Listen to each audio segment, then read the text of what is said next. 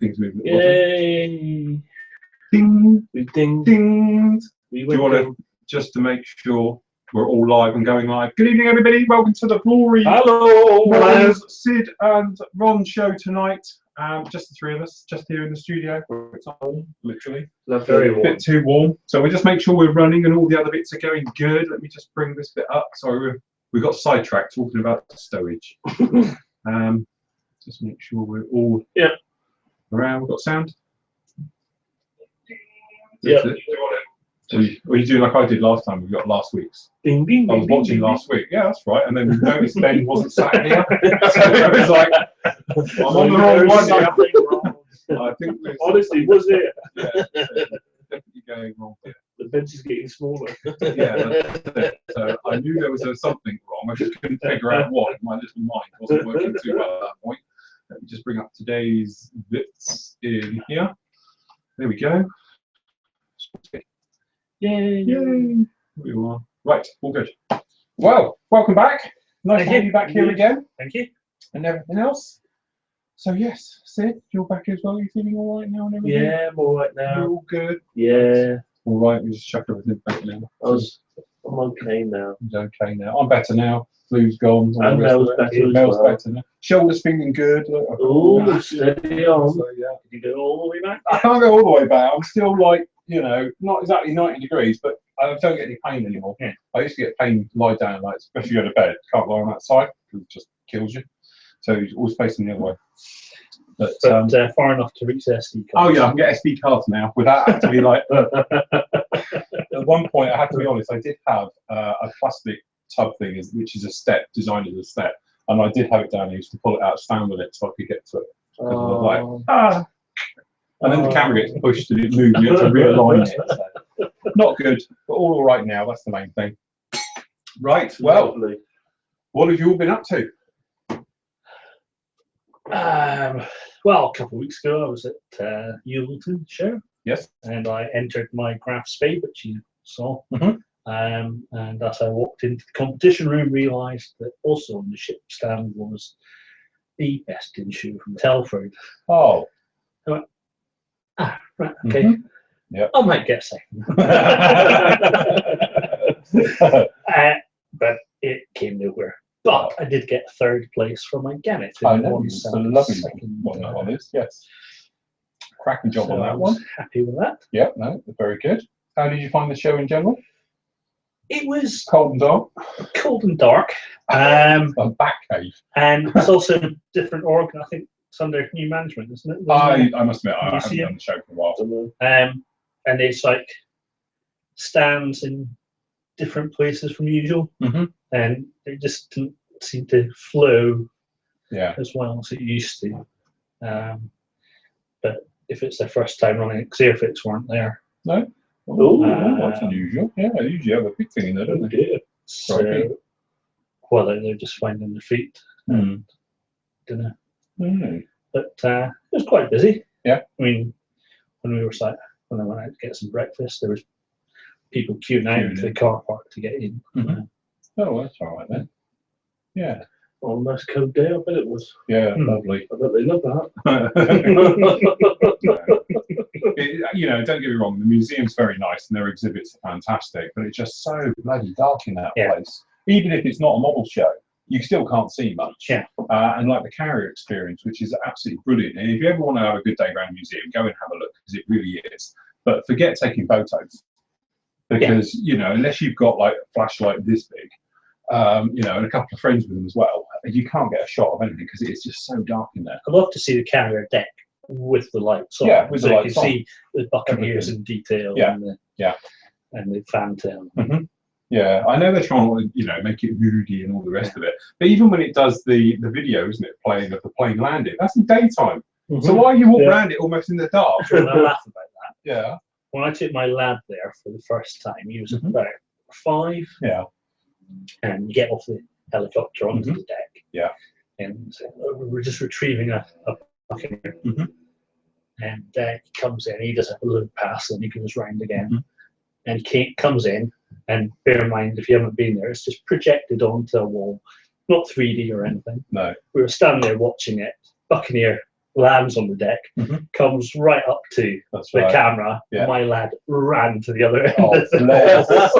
Oh, bless. And even now, he's 15 now. Yeah. He's still, when it's coming in, he's still edges away. And I was like, where are you going? Yeah. I can go with that one as well. My stepson took him on there. He would have been about 8 at the time. The bit where you get on the Wessex, he was convinced the roof, because I told him, opens up above the museum. It takes off and then flies off. Because what it is, it's got a moving floor on it that vibrates. The entire thing vibrates as if you are in a helicopter and taking off. And there's audio playing and everything else like that. The clue would be that there's actually pitch black out of all the windows. And if we're taking off, it would be daylight. But he didn't get that one at all. And he was convinced, and he was fighting with his harness to put it on. I'm just stood there by the door, and then it's like, oh, are we there? And I'm like, yeah. It's a clever, ingenious way. What they've done is they've actually cut a helicopter in 2. So it's 2, isn't it? I think it's one on that side. It's over, but they clearly cut the side off, haven't they, into there. So, and they're slightly opposed, I think. So the idea is you get in one side, it does all the shaking and all the audio's playing and the noise and everything else. Then it supposedly lands on the door on the other side of the deck, and then you get out and you're on the carrier deck, which is a mock-up of a Navy ship. So, but yeah, no, it's a good laugh. It's insane. Sid still thinks it's real. Is it? Yeah, you got checked. Burst his bubble now. He's told everyone he's been flying 44 times because he kept going round. There's me thinking I've done my maiden flight on that one. Yeah. No. Landed on the Ark Royal. Yeah, that's it. Wasn't it scrapped 40 years? I just like the bit of the pilot. They have an F4 Phantom in the takeoff phase, and obviously the nose wheel's full extended, he's hanging up, and the cables are on, and it's a very good lights and sound system on it, and smoke effects.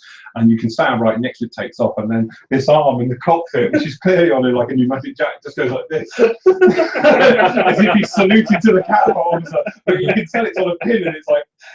And then it has the ramps all come up and he gets fired off, although it doesn't move, but the effects of it is there. But yeah, it's quite funny, I must admit. It is very good. Let alone the Uncle Albert thing as you go round, isn't it? Follow me around the interior of the ship and all of that. But no, if you ever want to go and have a look, please do. It costs a fortune to get in these days. I don't know what it is normally. I know it's not cheap. Paid in years because no, along with model ships. Yeah, that's it. £16. Yeah, £16 to go in. I know it is a lot of money. It's about £16 again. Yes, but you can spend a long time in there. Yeah, no, they do have. It's not a 2-minute. No, it's a full-on day all the way through there. So if you get going there just purely because you want to see what's in the museum, don't go on a show day. No, because you won't see. Traders have covered all the planes and everything. You know, like the mistake I made going to the helicopter museum, and there was the science fiction. Oh, thing on. Yeah, you won't see a thing on that one. The trying is like, yeah, could you get it right? We'll have a look at that one. Not good at all. Right, Sid, what have you been up to? Me, well, I've been healthy. I've joined the gym. Yeah. So not only have you now gone for, I've done the torpedo guy? Yeah, I've done 5 weeks of swimming. Now I decided to join the gym as well. Yeah. Hey ho. Is this just to look at women in lycra? Oh, trust me. Every time I've gone so far, it's like I've gone on like there's a coach load of OAPs joined in. Oh, right. Clearly you're at the wrong gym. It's sort of sitting there thinking, okay, which one's going to have the heart attack first? Oh. It's like the elderly woman swimming with the glasses on like that. Yeah, and because they don't want to get their glasses smashed. And a nice little yatta as they're swimming along, without even breaking a sweat, breaking a stride, and they're not getting their hair wet and nothing. Bless them. So how are you getting on in the gym then? All going well? Oh, wonderful. Yeah, brilliant. You get out, in the car afterwards and then stick your head through the windscreen when you put your foot on a brake. I used to do that a lot. The only benefit of going to the gym is that you don't actually have to walk home. Drive home, yes. I'm sure it's defeating the object somewhere along the line.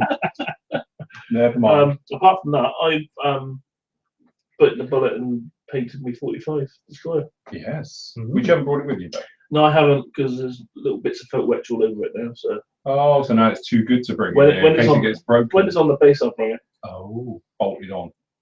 We have it at the Plymouth show. Oh, what? We have it at the Plymouth show. No, I can't see it being done by then. When's that? Beginning of March. All right. Well, it is the beginning of No, March. 21st Oh, is it? March. So it's the end of March. So it's in, I thought it was His closer. club show. I know, it's only club No, show. no, it it's doesn't matter. There's not 3 clubs actually, but there you go. We seem to do most of the work for it. Ooh. But, Yeah. hey ho. Yeah. Apart from that, that's about it really. I'm waiting for watching you doing your stowage. Stowage. So I can do my stowage for me quad bike. So that's obviously a bit different, but at least I might have a better idea of what to do. Yes. So and that's about pretty much it really. Well, it's not too bad. No. Well, for me, I was well, meetings and stuff yesterday, to be honest, so I didn't get any modelling done. And then today, I've thrown my meetings. Yeah, right. Yeah. That's speaking to Mel. Yeah, that's it. Yes. Yes, something like that. So you were sat in here texting her while she was on upstairs. No, no, we're professional now, so we do FaceTime. Oh, it was a FaceTime. Yeah, that's it. So I didn't actually get any modelling done at all yesterday, which is a bit disappointing. But now today I threw myself into the world of stowage. I finished off doing the track links and showing about putting the tracks on the Tiger. Oh, I was on the brain now. That's for us, Sherman. And I've been oil washing, which is wet, very wet in oils. Now it could be I've overdone it. Put far too much on there, but it is all drying, and hopefully this time next year it should be handleable. Lovely. That's why I love oils. So it's just like the other tank then that you did, the little one tank. Oh, well, the base. Yeah. Yeah, I haven't quite gone to that extent of gloss work yet. At least it's indestructible. You could like run over that, be fine. So now I've gone on with stowage. So as we all know, we've had the resin one we had, which was the Legends one. So what I've done is, in preparation for me doing the painting resin cockpits and wheel wells as the standalone video, sort of how to, what I've done is I'm going to add this to it as well. So you're going to get it in this particular build, and it'll be a standalone of doing it. So I basically show cutting off of blocks, resin blocks, because to be honest, on these they're quite technical, how they've been put onto the blocks. And my new best friend now, Alex Fraser, I did all the work. Look at that, that cleaned up all of them in there, and all of me logs by using the angles and the stuff, because resin dust, as we know, is a bit horrible. No resin dust because I've been using this. I've showed you on the video using a sander, but actually, personal way it is, I now scrape clean resin because it's soft enough. You can go in there, and because you've got the different shapes on here, you can get in there to sort of clean up around between the log seams and stuff like that. And showing about using a P cutter to get it off the backs. So using that to cut them out, which is how I got the log sets off in one piece without making a mess, and all things like that. And then obviously we talk about painting, weathering, and I've done oils on this particular instance, which sort of regretting now because they're very, very wet. To say it should be dry sometime in the summer. And then hopefully tomorrow, dry brushing, installing the stowage onto it, and then it'll be a case of flat coat pigments and really pushing on. So this one will be out and done by the end of the week, apart from the base, which is all about the base. Base. All about, yes. Which you found? Which I found now, which I didn't think I'd lost it. Yeah, no treble, just bass. Okay. So I've got to think of something to do with that. So I was going to flock it, yep, and then I was going to add a little bit of sort of mud, because I can do mud, yeah, wash, varnish, and soil from the garden, and that's it. Bit of pigment, bit of paint, and we're good to go. So I can do that. So I was thinking maybe doing a half and half type thing on there, and do it. And because we've got hedge. Well, yeah, now you're getting technical. We're talking trees next, and then John's book. Where's his book gone? I'll put it over there now. So yeah, we'll be having a go through and doing like that. But certainly pushing nicely ahead, and then end of the week get the Jaguar painted, done, weathered, and everything else. So that'll be pretty well pushed through as well. So apart from that, all pretty good. Nice and busy. Lovely. Enjoying it immensely. Yeah. Back in the groove, so to speak. The mojo's well and truly back with me, which is nice, because I must admit it was waning a bit, and now I'm sort of right, okay, enjoying it, pushing through, and everything else like that. And after Ben with his figure painting, I finally finished catching up with the editing, which, trust me, was a lot of footage. So editing that, it was like, Jesus. But anyway, I filled up a 600 gig hard drive with it. That's how much footage we had from all the cameras. Because the latest one that's gone up today is a very clever split screen. So it's got an overall with me and him sat here, like we're doing this one. And then the bottom half of the screen has got a close-up of this mat and that mat with me and him doing it. But yeah, between all the cameras, there were 4 cameras running, it sort of really get into the thing for 2 days worth of filming. I must say, the figure that's closest to you really looks uncomfortable. Look. Let's face it. And look, he's got where else am I going to stick it? He's even got a dodgy left arm to go with it. Yeah. It's me. He's got a broken shoulder. That's how I was. He's trying to put his arm up. That's as far as he can get. When I was in my pain, that was it. It was like, Jesus, that's about it. But his face does. Did you model it on yourself? Yeah. Yeah. Apart from the cocktail stick, obviously. Well, yeah. Mind you, those other chairs have all broken now. The last one gave way yesterday as well. So yes, that's why we're on these ones these days, a bit more comfy. But no, as I say, big thank you for Ben. The last part of that has gone up today. So if you want to see that one, I think it's an hour and a half of us doing our figures. Where I still like to maintain, I did 2. Ben only did 1. Oh, so I did 2-to-1 ratio. All right, Izzy's better, but is that because he was talking too much? Yeah, he was showing how it's done. I'll just go, yep. Oh, and I was asking the questions. So it's the other way around.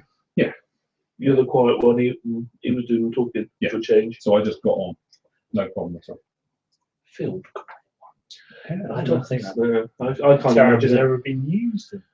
Well, this is it. It's what my mum says. Apparently, I wouldn't say boo to a goose as a kid. I was like the quietest, most shy little boy anyone had ever known. God knows what happened. Yeah, that's it. A friend of mine had a goose. Good story to this. And as kids, walking home from school, he used to run right around his house. He had this little bungalow in the village. And this goose had free range of the entire thing of it. And there's only a little wall, but it never went over. It was a free range goose. It was a free range goose. Well, it's free range as his garden would let him. And anyway, the thing was, it would be us as his mates try and touch his front door and get back without being eaten by a goose. Because this thing was just amazing. It was like the best Rottweiler guard dog you can imagine as a goose. I reckon it's reincarnated. Because you couldn't see it, but it would be totally quiet. And if you opened his gate, which I must admit was a bit creaky, this thing, and it would come at you. It's like, and if it got hold of you, it would really get hold of you, and it would just try and kill you on the spot. So it's like, yeah, it would be the thing. Go on, go and touch his door. But if he walked in, there's no problem at all. Never mind. I had 5. Well, yeah, of a flock. Yeah, I had 5 of them. Were they all defensive? Yeah, because they chased a Land Rover off the property once. They were after its wheels. That's hilarious to watch. I didn't realise they were that bad until meeting this one, because we had ducks and chickens in our small holding I grew up on, and that was about it. So yeah, but geese, yeah. Yeah, it's just little buggers there. Yeah, absolutely. Never mind. Right, questions? Indeed. Well, no question for the first one. Oh. Which is Alan. He's put a nice picture, I think he's put a couple of pictures up of his World War One tank. Yes, I might be able to do that today. Oh, with the in a picture thing. I've had it turn around the other way. Evening, Phil, said Steve, and any other online or studio guests. Hope you all fit and well and fully recovered from. A special thanks to Ben for the excellent figure painting tutorials. A natural in front of the camera. No question, just a couple of pictures of my brief visit to the dark side. After Phil raved so much about the British World War One tank, I gave it a go, but I think I have covered now. Yeah, but you got to say you did enjoy the build, because as I say, that's a great bit of work. Absolutely fantastic there. Great weathering. Yeah, great weathering. Nice paint job on it. All the rest of it. Yeah. What was that piece of wood on top? Well, that's the de-ditching beam. Oh, is that the one that you lost? No, I have got it. Lost. No, yeah, my tank lost. Yeah, I deliberately didn't put it on. Because your tank lost it? Yeah, because my representation is he's used it and then couldn't get it to flick back up on the back and then take it forward again. So that's what it was. So mine left it. That's what it was. Wake up. I was going to sneeze. That's it. What have you sneezed? Post 3 is from Mr. Buller. John? Hello, John. Good evening, Phil, Sid, guests, and everyone in Floryland. Thanks, guys, for giving my KV1 a dignified send-off. I know it's how she would have wanted to go. Really? I thought we were talking about the tank. Yeah, we're about Lynn or the tank. Has she been run over by a tiger? Just one quick question tonight. Does anyone know if Kinetic have announced a release date for the FRS1 Sea Harrier? It's the only kit apart from maybe Airfix Shackleton that is on my must-buy list for this year. Oh, that's what you're saying to Lynn. You said it openly, so she's watching this as well, and it makes him sound I'm good. going to buy 2 kits I'm this buying year. 2 kits. As far as I know, no, they haven't yet. Kinetic tends to be a bit weird with this one. If you go to obviously Lucky Model, because Lucky Model are the people behind Kinetic. If you pre-order it in there, that would be the quickest way to get it because they cover all their pre-orders straight away. So that'll be the one to do if you want it. I did hear it's supposed to be second quarter, so that means we're just entering second quarter now. So it could be any time between now and midsummer. So in the meantime, John, Tamiya do one. Yeah, Tamiya do a lovely one too, and apparently quite cheap. And pick them up. Well, failing that, no, I can't do that one. It's in prideful. Got the Essex one in there, and everything else. But yes, I believe it was supposed to be second quarter when I was speaking to them about it, which was at Telford. If that's still the case, I'm not too sure. But it does look a good kit, and I'm looking forward to the Sea Harrier because that looks like it's going to win for the next one after the Jaguar. Lovely. Post 4 is from Kevin Smith. Hi, Phil, Sid, and guests. Hope the evening goes well. Congratulations to Ben for his figure tutorial, and thanks to Phil for his tip on putting the HVSS units together on the Sherman build. Yeah, put them together backwards. Don't do the top bar first because you'll never glue it together. I can't understand why you do it that way. If you do it backwards and put the wheels in and all the rest of it, end of it first against the suspension thing, then you put it in last. It works so much quicker and easier. Because it took me like 20 minutes to do one, and then I did it the other way around for the others, and it is a lot quicker. Okay. So definitely a good tip, that one. A question for Phil. In quite a few of your video builds, when spraying, you use neat paint. What are the reasons and advantages of this technique? Basically, coverage and sticking potential. If you're going to spray neat paint, because it's thick by its nature, whatever it touches, it's going to stick to, and it sticks to. It's not going to run or get anything else. So the idea is it's nice, thick, heavy coat, basically like a primer. You can just spray it down, neat, high air pressure, and there you go. The drawback to it is, one, it's going to be quite a grain finish, flat finish, but it's thick. Secondly, obviously, it's going to have a texture to it, all right, which if you're working on glosses and things like that afterwards, you're going to have to work through to get rid of them. But generally, it's just a thing of speed because it dries almost instantly and it covers really easily. The best one is spraying neat white flat paint. Tamiya XF2, neat, one coat does it. Anything else, then you're talking 2 or 3 coats minimum. So yeah, that's the one for that one. It's easy. It's almost painting and priming in one. Okay. Peter Field. Hi chaps, hats off to Ben for his tutorial. I posted earlier on a thread over lead wire and then found the following on eBay that I hadn't seen before in the fly typing section. It is lead strip. Item number is, and he's put the number there, and you can get it in either 1 mil or 2 mil width, which is perfect for straps, seat belts, whatever you want. Flory effect, buy it while you can. I've ordered one of each. I must admit, we spoke about this before we came on air, wasn't it? And I haven't seen this before. I didn't even know they did it. Did you, Ron? You ever seen this stuff before? So actually, yeah, in theory, I think that could work quite well for strapping, stowage. It's a shame they don't do it in like a 0.5. a nice, really thin one, because that would be really handy. But I suppose you could always cut that in two and do it like that. But if they did like a 0.5, 0.75, you know, a 1 mil, 1.5, or 2 mil, that'd be really handy. You could use that for, say, strapping harnesses, anything like that. It would be a really good one. But I must admit, yeah, good find that one, because I haven't seen that one before. That's a newbie on me. Post 6 is Funnus, I think. I do apologise if I've mispronounced it. Oh, yeah. Hello, Phil, Sid, Steve, and guests. Really enjoying your Sherman Fury build, learning a lot of techniques, including not destroying your model if all goes wrong.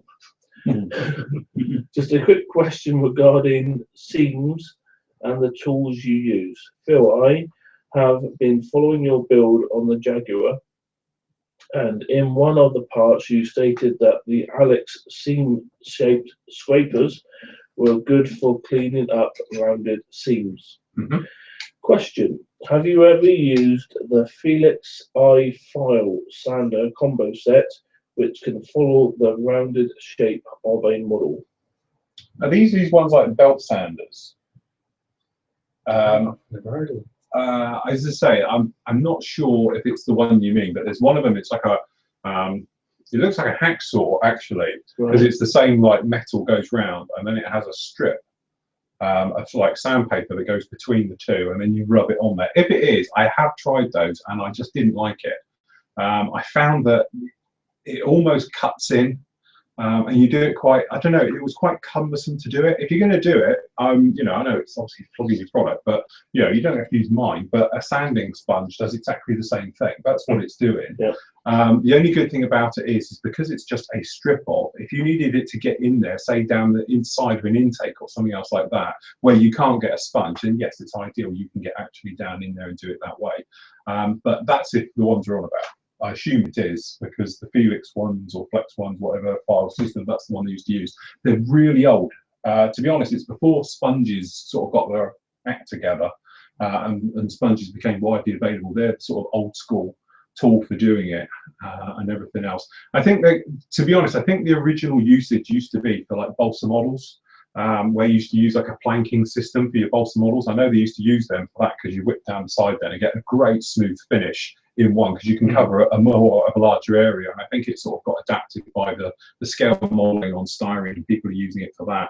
But little things, obviously you're going to struggle if you wanted to do down the spine here to get it across, because you've got the, you know, it's just an awkward angle to get it in there. Yet with a sponge, you can just sit it in here and just rub it down. With these, you've sort of got to get it in and around. But if you were doing it down the side of an intake or something else like that, you can actually get down there quite well with them. It's just that I find them a little bit aggressive. And you can actually end up with sort of cut lines into it where it hasn't slid along neatly and easily. Yeah, I tend to find it's easier with a soft sponge. Okay. I have yet to start building a model aircraft kit. I am seriously thinking about Airfix Gloucester Javelin in 48th. I normally build military vehicles. Great show, by the way. Keep it going. Yes, well, Javelin back there, somewhere up top. Yes, there it is. To be honest, mine has got, as we all know, been used as a demo part for the last couple of shows we've done. So unfortunately, the fuselage and wing sections got 8 million coats of wash on and being camo painted separate. So I need to get mine done. But I have got the Javelin up there to sort of, you know, one day get around doing. I must admit, something a little bit different. Nice little demo on how to get rid of all your paint. Oh yeah, well that'd be an IPA job. Flush it in IPA, stick it in a freezer bag overnight, and then rinse it off. Or I've heard Mr. Muscle oven cleaner. Yeah, do the same thing. Unless you've got foot ledge on, because apparently it eats that as well. Brass. Yeah. Ah, so it's that corrosive it eat the brass. So if you want to get rid of your photo etch at the same level, give it a complete clean, stick it in a freezer bag, zip it up. That's the secret to Mr. Muscle. Is to make sure, don't just spray it on and leave it sitting, because it's not very good like that. But if you put it inside like a freezer bag, like a Ziploc, put it in there, leave it overnight, come in the morning without your photo etch, and it will eat through everything really easy. And just rinse it off under the tap, you're good to go. But I know a lot of people that say, oh, I can't get it off, it doesn't go. That's because they've sprayed it and it sort of dries up and goes, but in a freezer bag, it keeps it moist and continues to eat through it all. And it'll strip it all back. And use rubber gloves. Yes. See, it's Otherwise, yeah, that's it. Especially you've got sensitive skin. Like me. Like you. Yeah, you'll come out in hives. I'm all sensitive. Post 7 is from Neil. Hi, hope you are all well and that spring has spring in equal Devon. Oh well, it's not quite sprung here. Spring has sprung. It hasn't here. You got yesterday. We had snow. We had snow here. Here it must have been about 11 o'clock. We had a blizzard. Full on. Looked out there. It was absolutely blowing a blizzard. It didn't lay, but you couldn't see the trees over the road because of the snow. Yeah, and it was like really, really hammering it. So it was like, oh.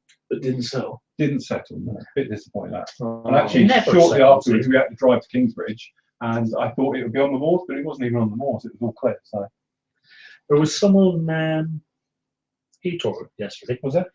Yeah, because I've been coming this way because of the roadworks in town. And so top heater, white, bit of white up there. Yes. We got snow. Yeah.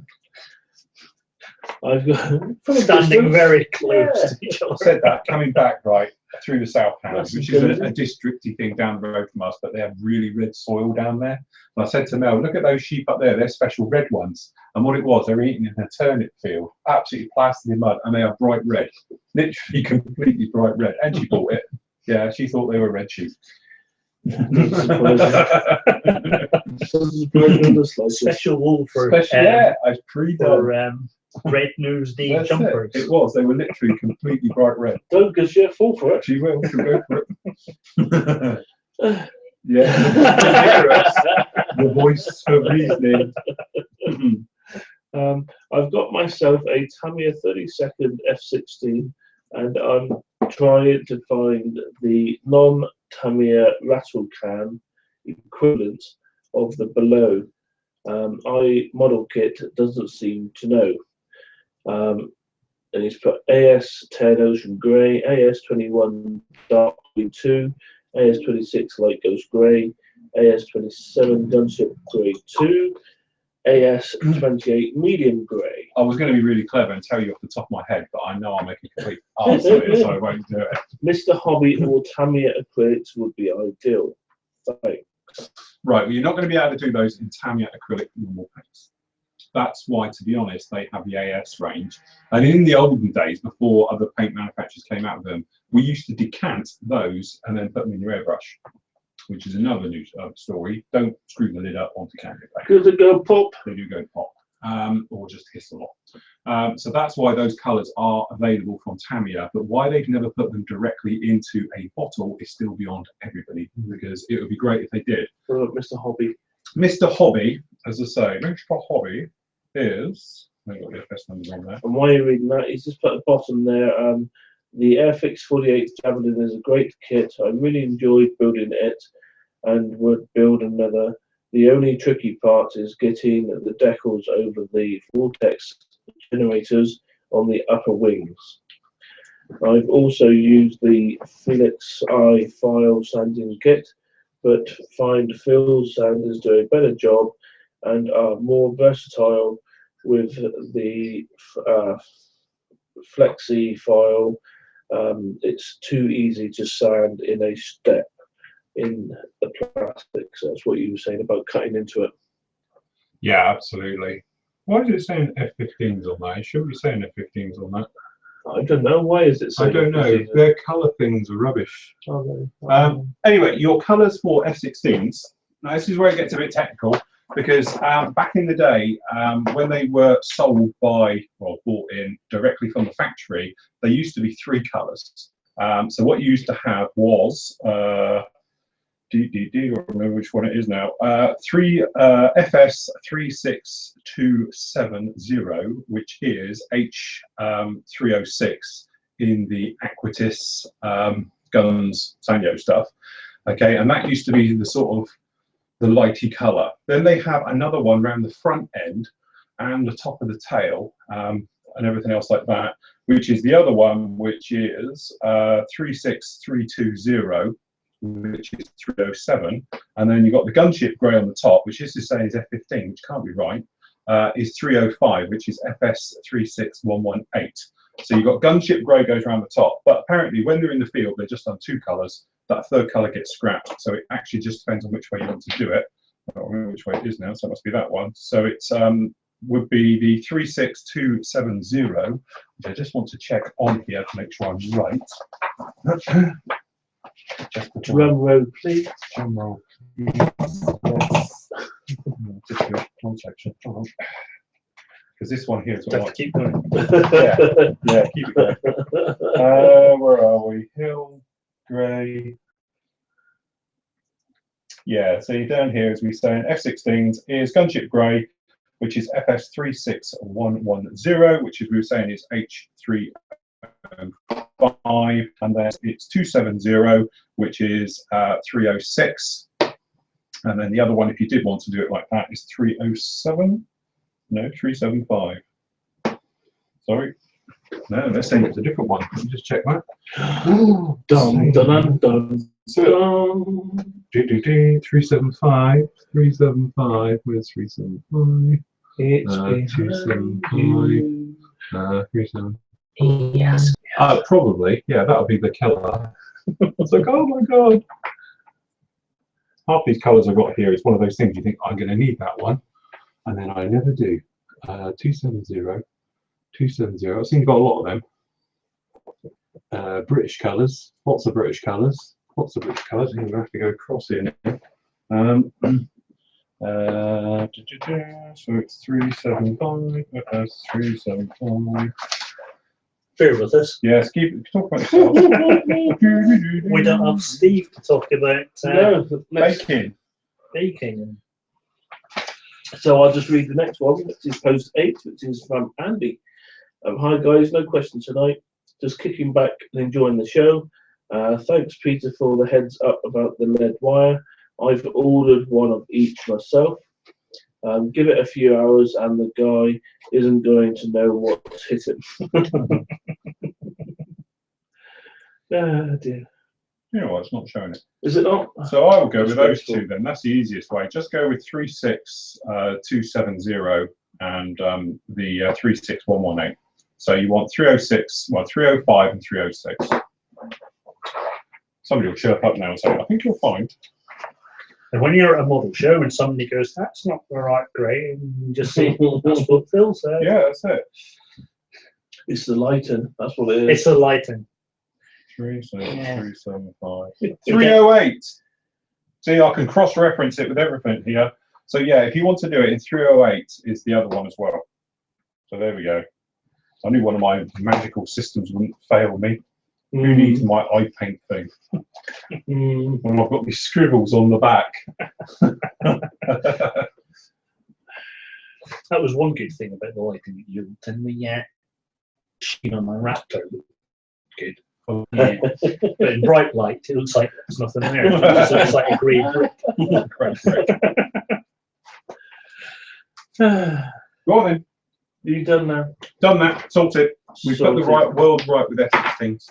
Paul Selwood, post 9, has put some pictures up. Oh, right. That he wants you to guess, which is similar to my quiz, which I've been doing, but not because people have apparently found it too difficult.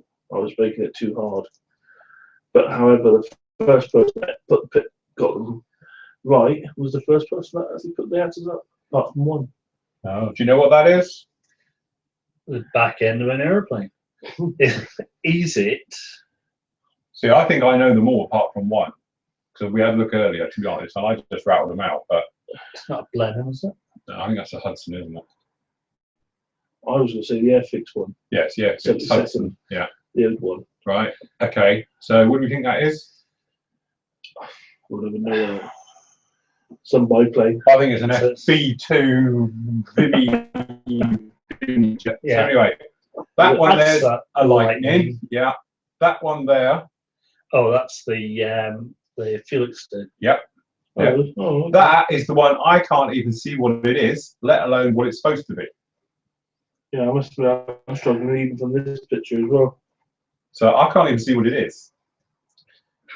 I thought that's what we were saying about. It's all very well saying about, oh, we could do pictures of pictures, but this is exactly the reason why it doesn't work. Yeah, because I've already tried it. It's too grainy. You can't even see. I tried blowing up some of the photos and it just didn't work. Yeah, so that's the Academy new Phantom in the Da Nang boxing art, I do believe. That's the F6 Lightning. That's the revised version of the picture, isn't it? That's right. Because it's got the new one. Because it's got the tail on it. Yeah. And then that's the Starfighter, which is in that boxing there. There you go. Look, I can even prove this one because I've got it here. That's that one. Well, they can't see that. They can't see that. Oh, right. Yeah. So anyway, that's I have the box in my hand. That one there, I've got the box as well. Oh, I know I've got rid of that one. That's the one you gave away. That's the Rebel Links. That's the big and the new Tig and whatever it is kit. The one that doesn't come with the pylons, which is dead handy. And now you can show the box in your hand. Did you see that video somebody posted of the Viggins taken off from the forest? Yeah, I've seen that one. Yeah. There it is. That's that one we were saying it's the nose section there. Yes, I must admit, it was good seeing those flying around like that. My pile of kits came bigger and bigger, isn't it? Yeah, is that yours, is it? I wish. What's that? Yeah. Oh, no. No, I've got some good reviews now, including a hawk, which has got, we'll have a look later on in the show, which has got quite weird wings. You know? Why it actually needs 4 fences on each wing, I'm not quite sure. 4 fences? Yeah, I'm pretty sure they only ever have 1, but they've decided to go along the lines of just make sure we'll give it 4. One of them's got to be right somewhere. And in fact, they've still got the vortex generators on the wings all wrong as well. Anyway, right. Post 10. Is from Chris O'Neill. Evening all, no questions. A quiet evening watching the show and working on my rescribing my Revel Handley Page Victor. Handley Page Victor. Yeah. And working my way through a bottle of wine. Not sure that will be a good mix with rescribing. Oh yeah, that helps. I must admit, the other day I was giving a couple of bottles of little red wine. Get 1 glass in them. Little bottles of Hardy. They were nice. Very nice. Wasn't quite the same drinking half a bottle, but must admit, when I went out for my birthday meal this weekend, we took us somewhere nice. Harvesters. We always only because we've got a soft play area there for him. I can eat as much salad as I like when I go Harvesters. We had to wait 20 minutes for our table. Yeah, but you always do that, because you're not allowed to book beforehand, even though there was 7 of us turning up. Oh, yeah? Yeah. Can't you book for a hamster these days? Always used to be. You can walk into any hamster around here. It's like, have you booked? No, forget it then. Yeah. You can wait at the bar if you want for a couple of weeks. It's the other way around now. You're not allowed to book. Oh, right. You got to wait. But yeah, so my partner's daughter asked for wine, asked for red one, and behind, obviously, this person behind the counter first of all, what type? And I said, well, obviously red. You muppet. He doesn't get out much, bless him. They thought I was trying to be funny. I said, well, no. What's the difference? Red, white. But then it's like we all know this, Rose. For God's sake. It's like the hot fuzz, isn't it? When he walks into the bar and he goes, "What's your wine choice? Wine selection?" And goes, "We've got red or white." Okay. But there we go. Bless. Yeah, I know. Don't get out much. No. Post 11 is from Adam. Good evening, everybody. I noticed Phil has a lot of models to review over the coming weeks. How does one get Phil to do a review on something? Is it chosen by just Phil, or can members send kits for him to review? If the latter is the case, I have a new Kitty Hawk 32nd Blanco I would like him to do. Also, I remember Phil saying he was going to be building a bike later this year. Has the subject been chosen yet? I want to make sure I have the same kit so I can build it at the same time. I'm going to do the Ducati, the new Tamiya one, which I reviewed. I think it's the 1911 Ducati. Funny enough, I've got a friend of mine, Matt, who has actually got the Ducati red paint because he's resprayed a Ducati. So I'm thinking he's got some left over. So I'm thinking, thank you, Matt. That'll be very nice. The other cut's going to be right, and nothing else. So that will be the one for that one because it's their brand new kit as well, and everyone says it's brilliant and amazing. So I'm like, who am I to argue? As for reviews, it's a bit of a mixture. At the moment, I do have quite a stash back here of stuff to go through. On top of, I did 8 reviews last week, which you're obviously going to get from now onwards. But I've got down there the new Hobby Boss, Hawk, Panda's MRP thingy, MATV with Crow 2 RS. Yep. I've got the Cougar, which actually is Steve Sutcliffe's kit. We've got it in for him, which is very nice. And we've got a few others down there. I've got the MiG-29 Fulcrums, various bits and pieces. I did hear Steve saying that because he's feeling poorly, he was quite happy to let me have that one. Did he? Did he say that? Yeah. Oh, right. I thought it was quite nice. I think that's very nice. Oh, God bless you, Steve. Yeah, all right, very Steve. That's very kind. Yeah, that's very nice of you. I'll get that sorted and you can take that home. Yeah, no problem. So yes, and I have got another pile of kits over there still to get through. Generally, I tend to get in on Mel's side of it. Now she's doing with the sales team, doing the thing about people are ordering in kits now. God, spooky, oh, she's moving again. It's spooky. That's her up there. That's the thing. It's like Jesus. Yeah, look, she's doing it on purpose now. She did say to me, she says, I'm going to move as much as I like because John's going to tell me everything you say. Yeah, probably. But yeah, now Mel does this thing where if you want to order a kit, she'll get you any kit you want in at a trade price or as near as damn it. I'm reviewing them as well because it's a bit like one for them, one for me. So when she gets one in, if it's something I think's half decent, I'm like, oh, well, I'll get one of them in as well, and I'm reviewing that as well. So, but it's for her anyway, because then she's going to have it in her new bit of the site, which you have reviews and stuff as well, which is our bit as well. So that's the idea with it. Everyone's a winner. If you've got something I haven't got or not likely to do, and to be honest, the Bronco, I can get hold of one of one of the guys, one of our guys who comes here has one, and I can review that one as well, because this lot usually turn up here for the Geek Meets with a load of kits in hand saying, do you want to review this? I've had this one this week. Well, I don't, because I don't buy any. Well, no, you just have everyone else's. But a lot of guys my Trident up yet? No. True. That's a good point, actually. I have it in editing. I put it up on part of the so yeah, some of the better kits then that's really, really worth watching. Right? Yeah, 2 sprues of 2 or 1 actually. Two sprues, yeah. If you can call them sprues. 2 sprues of hardened oatmeal, I think. Yeah, it's a bit like the old, say, oatmeal wallpaper in a kit. If you can imagine that, that's what it is. It's diabolical, totally. But Graham and I are going to do a buddy build because he's got. That's going to be. What are you going to entitle that as? It's going to have crap airline kit buddy build. That's what it would have to be, isn't it? The world's worst. It makes the old Airfix ones look positively like, you know, top of the range, doesn't it? Yes, not good. Post over some Dean. How held troops? A couple of questions tonight. After applying hairspray to a base colour, how long before I apply the top colour? Then how long before I apply the water and stiff brush, toothpick, etc. for the chipping effect? Cheers. Well, hairspray, the reason we'll use the hairspray is because it dries pretty much instantly, which is the nice thing about it. So 10-15 minutes just to make sure it's dry, then go in with your acrylic and just paint it as you normally would, simple as that. Once that's dry, so if you wanted to get straight on with it, I suppose sort of 15-20 minutes later, and then wet it down and then let the magic happen, start tugging at it.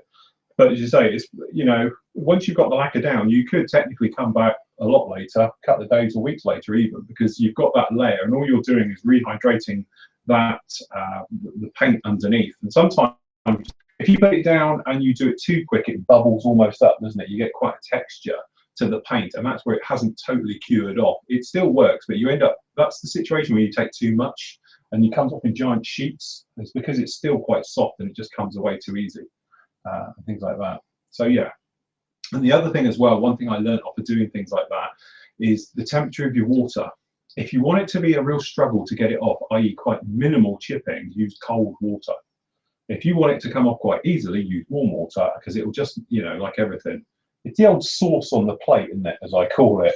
If you're running a plate and just trying to get your sauce up your dinner with cold water, it takes forever. Hot water, and it's straight off. It's the same thing with your paint. It'll do it the same way. So if you want it to be a more subtle type of chipping, then use cold water. If you want it just to, you know, tear it off in big chunks, then use warm water. Which is what I learned as well doing the airbrushing the wash off. You found if you are using normal, even room temperature water, it would do it to it just literally like clean your car. You just go along like this and just literally wash it off. If you use ice cold water, it grips onto it and chips at it more and almost flicks it off rather than just taking it off. So temperature of your water is important as well. Okie dokie. Post 13 is from Mustafa.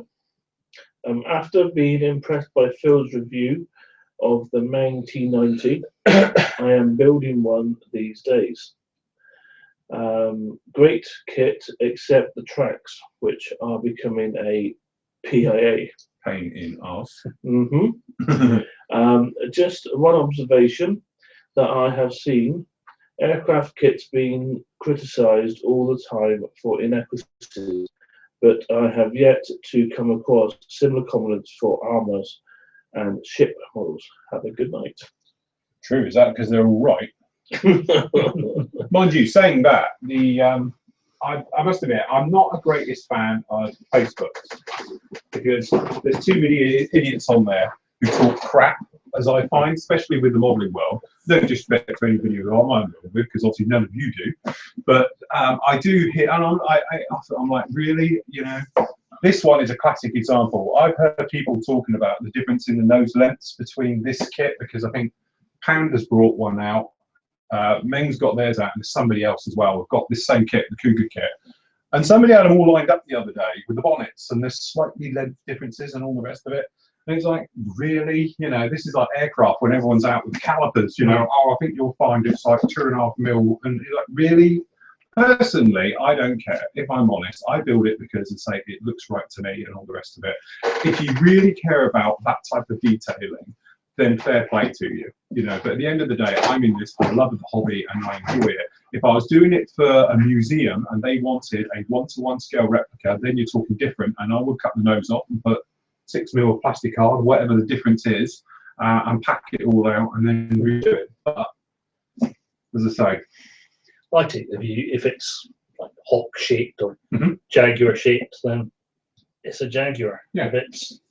If the wings are an inch too short in scale, then you know, the classic, notice. The classic example, I say, I've got these guys in. We had a load of these come in, which have gone out to members and things like that that bought them. Obviously, I haven't reviewed it. That's on the site yet. But the main problem with it is the fences. What it is, on the Hawk, it does actually have fences on the wings. Now, these little fences are basically like thin plates of metal that go along there. And you get 2 on each wing on the Hawk. Unfortunately, Hobby Boss, and let's face it, really, in recent years, they really come along quite well. And their inaccuracies are usually very small and far between. But I'll show them on camera. As I say, I can't tear this one open because it's not mine. I think it's probably sold. But you might be able to see down here, we've got all these fences. Not to mention, on the top here, we've got vortex generators almost running to the wingtip, all the way across. Put that over his face. So that is the trouble with these things. They're a little bit off. But at the end of the day, it wouldn't take much to take them out. You know, you're only going to have to do a couple of swipes with a sanding stick. They're going to go. They're not in a problem, and it doesn't make that kit unbuildable. You know, and that's what we're saying with it all. It's technically still okay. It doesn't have various things I'd like to have as a kit, but you know, it's still going to make quite a nice Hawk. It's a shame it hasn't got drop flaps and the various bits and pieces that actually really make this one. But at the end of the day, still a nice kit. It's got wings. Yeah. got good markings because that's our local bird. That's the one. Well, I say local bird. It used to be. That's Chibnall. So, you know, let's say something a little bit different. But as you say, one of those things. A lot of people say, "Oh, it's wrong. Slate the kit." Oh, we'll just chop them off. Yeah, and that's it. If we want to be pedantic, and this is what I can be now, because I've got my friend Steve, and obviously Steve almost owns Fury. Technically, well, he works for it, and as he points out, the Easy 8 kit has these metal tracks on the front. And I said to him, "How comes Fury has got the rubber track ones in the middle?" And he was saying, "That's correct. This kit, which is the Tusker kit, which is everyone knows are the most perfect kits ever, have got the wrong tracks. These are the Korean War tracks on it. So technically, although these are the linked ones and all the rest of it, they're wrong, but the stowage item tracks that are in the kit, which are elsewhere, have got the padded feet. Right. So the kit's right, the track link ones are wrong. So that's the thing with it. And it's like, you know, so there you go. So Fury, although technically has got inaccuracies all over it, at least it has got the right tracks on it. Because I said, how comes this Easy 8 has got metal ones and is evil in that? That's because they've got the wrong tracks on. So even Tamiya, Tusker make cock-ups as well. That's what we're saying. But it depends if you're worried about it, because if I hadn't said, how many of you would have known that's got wrong tracks on? You know, I didn't until he mentioned it. It's got tracks on it. Yeah, that's it. You go clinkety clink. Yeah. They all go in the same direction. Well, sometimes. Hopefully. As you go turning. Yeah, if he's turning, then you go the other direction. Pivot turn. And all the rest of it. So yes, that's the point. I think the armour guys, I don't know, perhaps they just get on with it not more. fussy. Yeah, perhaps you're not as fussy and just get on with it, and they'll fix the inaccuracies. I know lots of people, you speak to them and We'll just cover you'll get somebody and they'll turn around and say, "Oh, but that's wrong," and they'll say, "Yeah, but I just fixed it." Yeah, we'll just cover it in mud. Yeah, I just cover it in mud, like I've done with these Or sprockets. sand. Or sand it. Put it in a diorama and take the tracks off. Yeah, just make it all rusty and just leave it heavily weathered. And that way it'll hide everything then. So yes. Yeah. There you are. I'll get off my horse now. All right, you get off your horse then. Yeah. Right, post 14 is from Mika.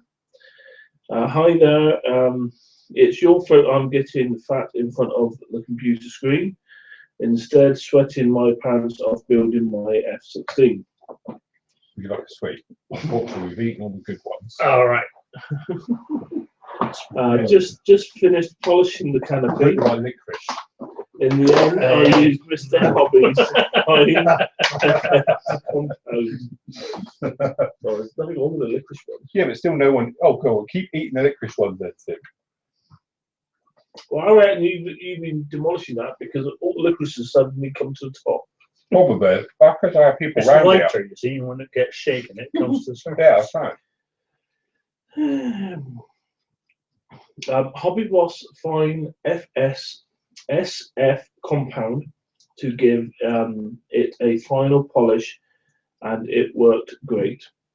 I'll update my group build thread picture later. Can you tell us more about lighting in your studio, please? What kind of lamps you are using and power rating they have? Are you happy with them, or is there something you would like to change?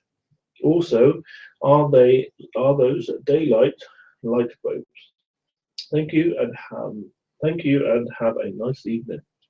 Very good. The lighting in here, to be honest, we have what's known as the sun, because it's a 135 watt daylight bulb, which has been brought in purely for doing this type of work, because when we have people in, you end up with dark spots, purely because we've got the LED bank lights up here. I haven't got my halo. Yeah, I know, I've turned you down because I've taken off a light, you see, so no halo this week.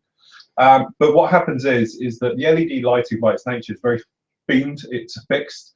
And to be honest, these were quite expensive. They worked out about sort of 680 quid for these two.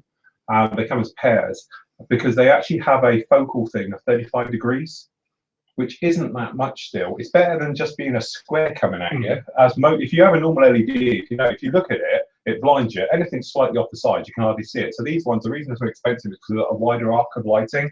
So each LED, I don't know many's in there, lots. But they look at the camera. Yeah, that's it. Turn that one almost to off. So anyway, but they're all daylight rated in these. I've only got the daylight version. You can have other ones where you can have different LEDs that do different things. But these ones are just purely for daylight. So they're big banks. They must be, I don't know how, they're about a foot by a foot, 30 centimetre by 30, well, a bit more than that. Don't count 28. 28? 30. So that'd be like 900. So they must be 960s, then it'll work out then. Like 960 LEDs per bank. Because they'd be that, they're square, aren't they? So, yes. Personally, I think they're brilliant. They give me the best light almost when they're both turned up. That one's on full on, that one's almost off. But I have no shadowing above my hands, and the camera loves it.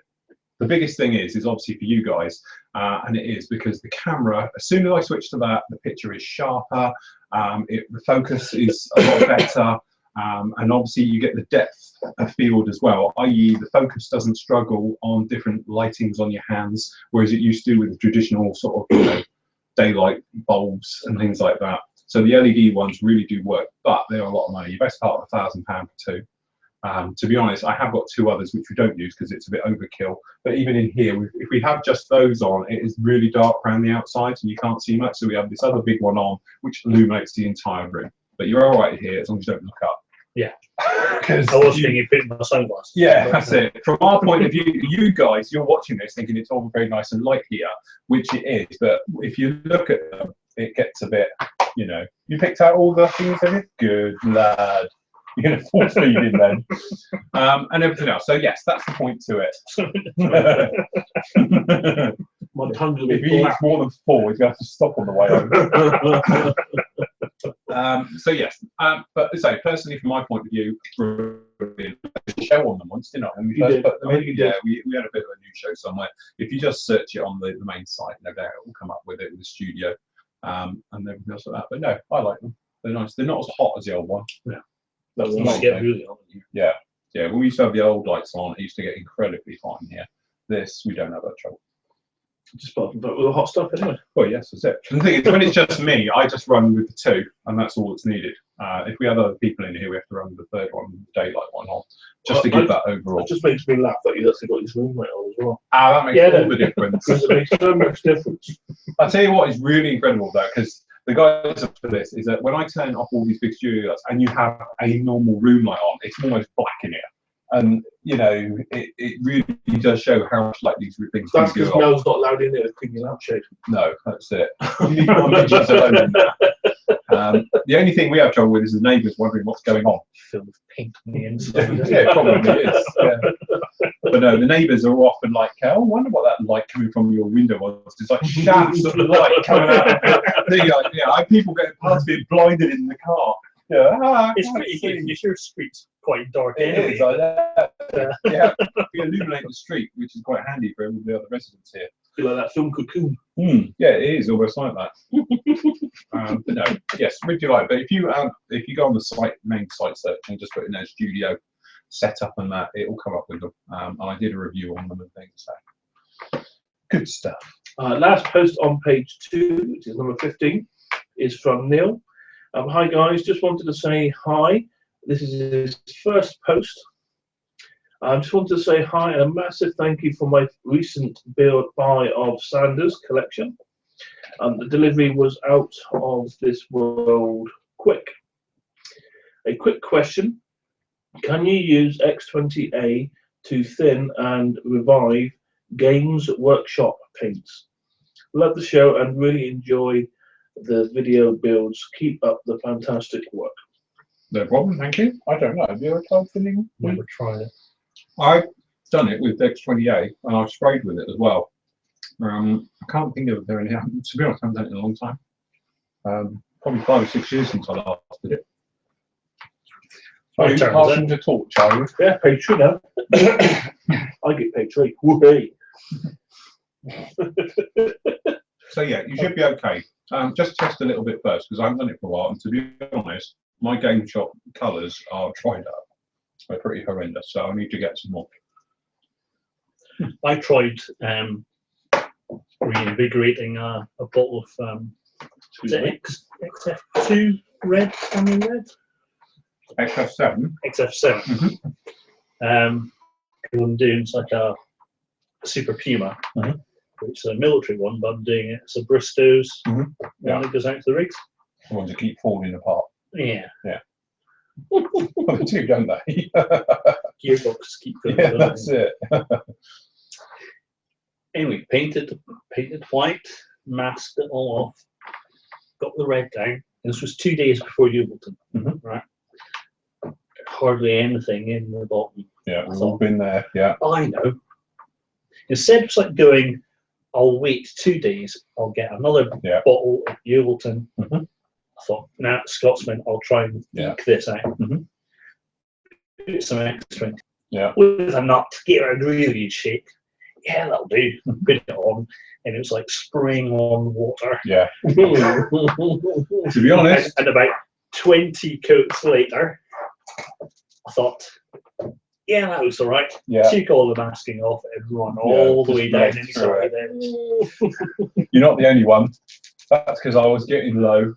And I thought, oh shit. And it was like, I've got a new bottle of it. And I thought, oh, I'll just use up the old one. I'll put a bit of thinners in there. And I've been painting the stowage and it's really thin going on to the point it's just like water. Yeah. But yeah, you're okay. That's why I always say in my videos, when you're spraying, like to spray neat or very thick paints, then you don't get the bleed.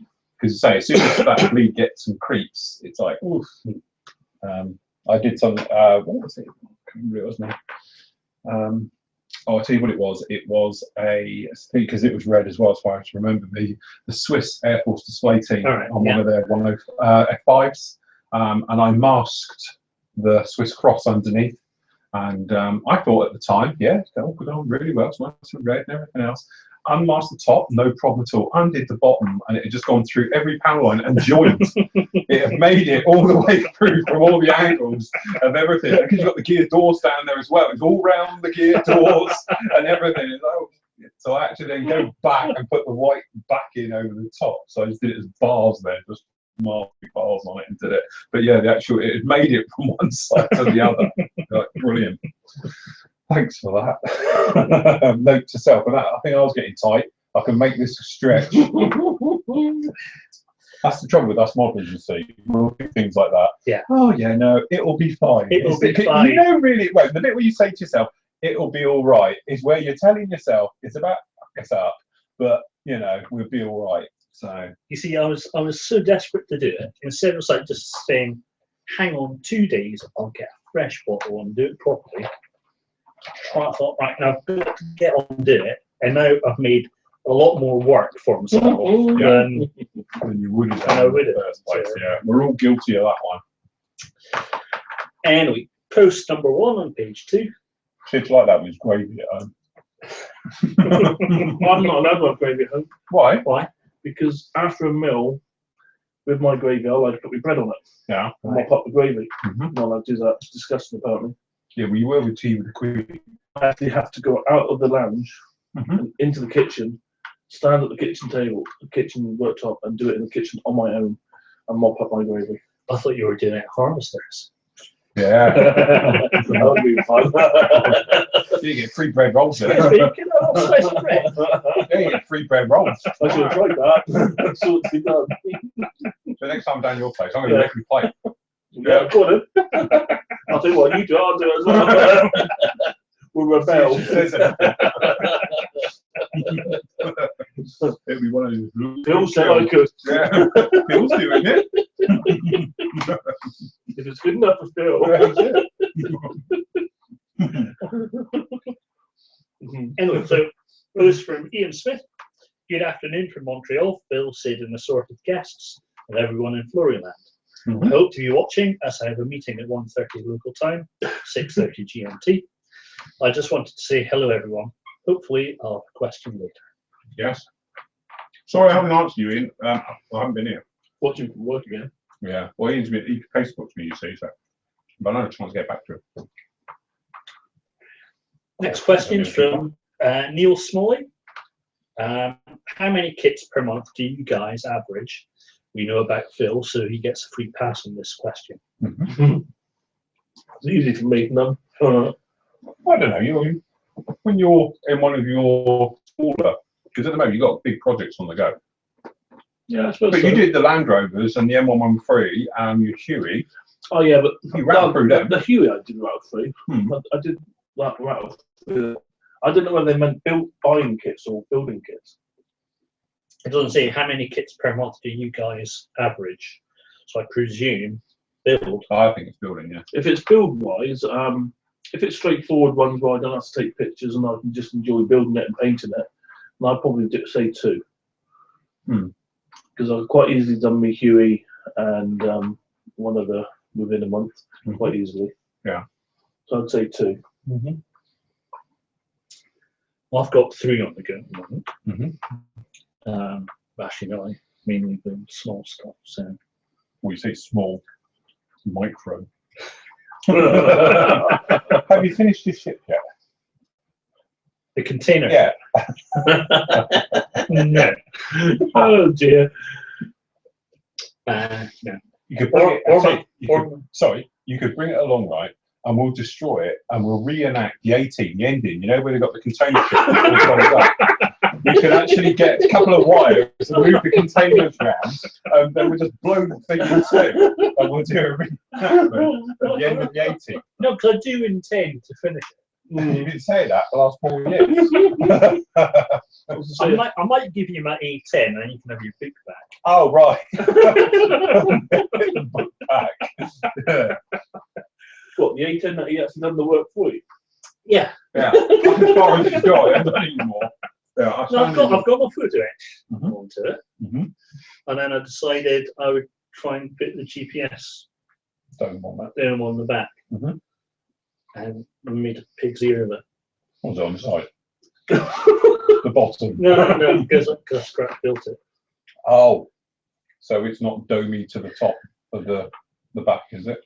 Yeah, but it's just not domey enough. So it looks like a pizza stuck on the spine. Well, behind the cockpit.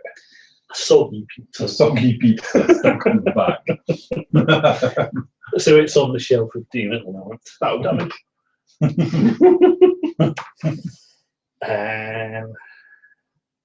Yeah, but I've got 3 on it going now. So I've got the I'm doing the 144 Typhoon I told you about earlier on to go on my bear, which hopefully I've finished for your show. I've got a show. I'm also doing the Super Puma, and I'm also doing the T50. Oh, the thingy one. The Russian. What you mean? The Russian train jobby thing. No, the black Eagle fly. Russian stealth. Oh, that one. Yeah, no, there's one around there somewhere, wherever he is. There it is, down the bottom there, underneath the F-35.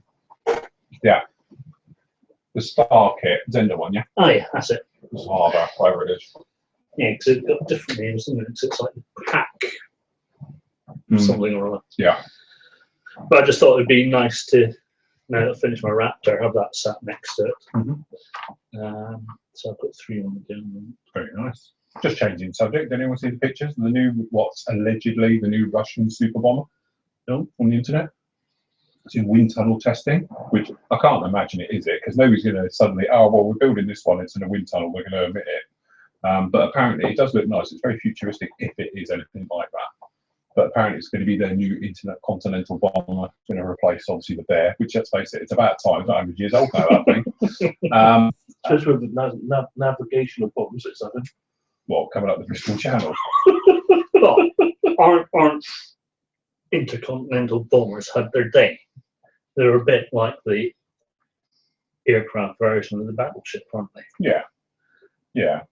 But then I was having a conversation with a friend of mine over the weekend, and we were talking about this, how that technically bombers are irrelevant, because in any warfare now, what used to be the fighter has taken on the strike role. And now, because of modern weapons, a smaller diameter munitions, and to do the same as big things with the smart technology, that, you know, as you say, a normal strike aircraft can carry as much as a bomber can anyway. But still, it is the trouble. If you do want to haul a lot of munitions long distance in one bound, you know, it's better to have a bigger bomber, isn't it? And do it in one. But if you are just going to want to nuke someone, then you just fire a missile, isn't it? So yes, who knows? Don't know. Jury's still out on that one. So, do we need an aircraft carrier? Is that what you're saying?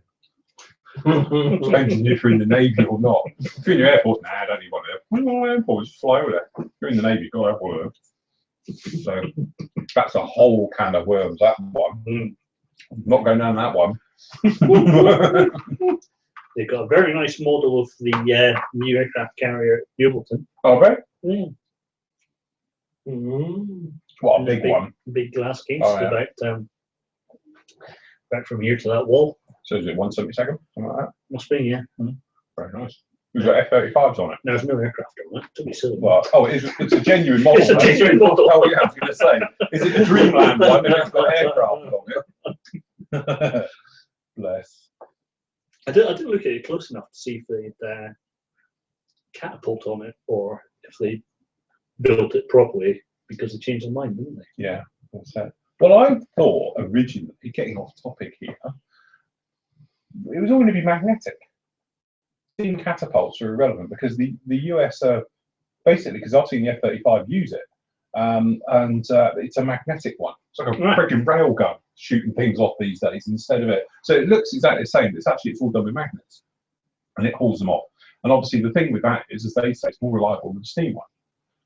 Till your power fails, I assume. And you're halfway going down the deck and the power cuts off, and you're in trouble. But yeah, that's it. But no, they're using these new sort of, magnetic systems. So I was thinking that'll be the next thing. It's like, oh, we'll go back, we'll have the magnetic ones. Or like the Levitron trains. Yeah, it's basically a system like that. Obviously, it's still on a shuttle, works the same way, but instead of the steam coming off of the reactors and all the rest of it up and then using it to draw it, it fires them off. But the US I've seen the F-35 use them in videos and things like that, the new ones. Obviously, you don't get no steam from it either. Yeah. So those shots of Top Gun, steam flowing, it ain't going to work anymore, is it? I like hot shots, isn't it? So he's there, he's like, take off the kettle, isn't it? I was watching that the other day, still brilliant. Yeah, it was on. All the things in the background, the bloke carrying the lamp. It's the stuff in the background's the best. And Neil finished off by saying, "P.S. Are you on Wi-Fi tonight? As the stream quality isn't as good for me." Has it got a picture of a TV or a?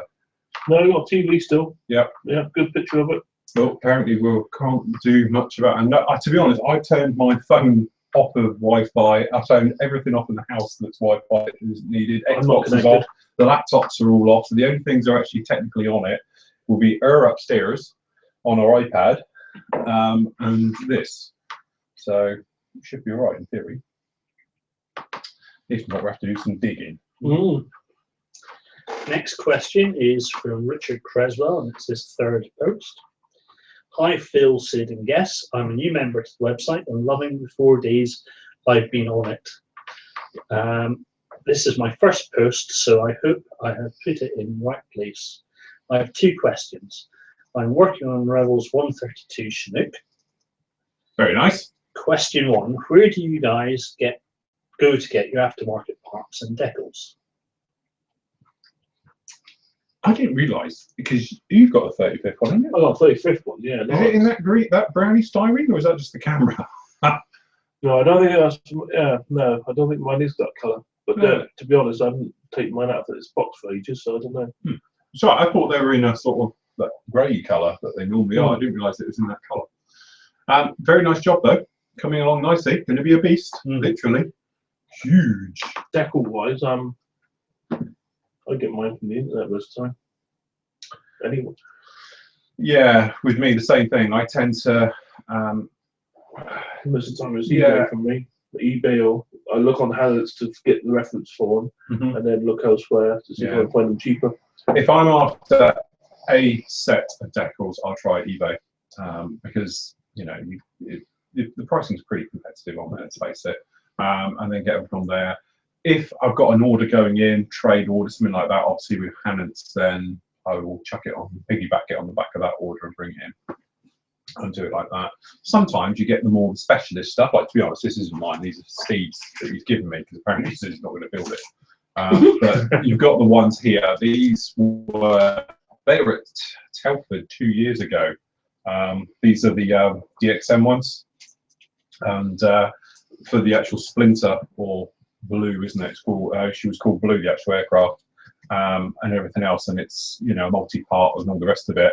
I think I've reviewed these. In fact, I think I've reviewed actually this kit, these ones. So you can buy these direct, you know. And I know Steve had these on order them for ages until they turned up, and everything else like that. So yes. Where did you get yours from? I tend to build out the box. Although for my A10, I did get a set of decals from Two Bolts. Yeah. But generally, I tend to build out the box and don't get aftermarket decals. To be honest, I've got a folder, you've seen it before, and I've got tons of decals in it. And sometimes when decals are released, I'm like, oh, really? And I used to, I must admit, I'm a bit more disciplined now, but I was a sucker for things like that. So they'd come out, oh, got to have them. I used to order them. And then, you know, because it used to be free postage with Hanson decals, wasn't it? I think they still are. So it used to be, all those used to come in. So I have got a folder now that's stuffed with decals, which I bought over the last 20 years. I'm never going to use them all, you know. It'd be one of those things that'll end up in a sale one day or something. But as you say, some of the ones in there is, I buy them because I know they're going to be very rare. Like, for instance, I've got the Jaguar retirement scheme ones, which apparently are pretty, you know, you can't find them anywhere now. I've got some. Has it got the overspring? I think it comes with overspray. Yeah. But you know, and I've got various decal sheets which I know you just can't get anymore as well, which is, you know, it's one of those things. I'll sit on them, and then hopefully I'll do something with them. Well, it's decent. They'll be able to put on afterwards. Well, not that type of thing. They'll be all sticky. Especially these chairs. Yeah, that's it. Our leathery chairs. You sweat on these. So yeah, that's the thing. I'd say grab them where you can. eBay, to be honest, is so competitive these days. It's probably your best bet. Isn't it? And also, just watch your postage though, because some of them tend to charge a fortune on postage. If there's decals that you can't get normally, there's a lot of people actually will actually make them for you to an order. That's on the eBay as well. Yeah.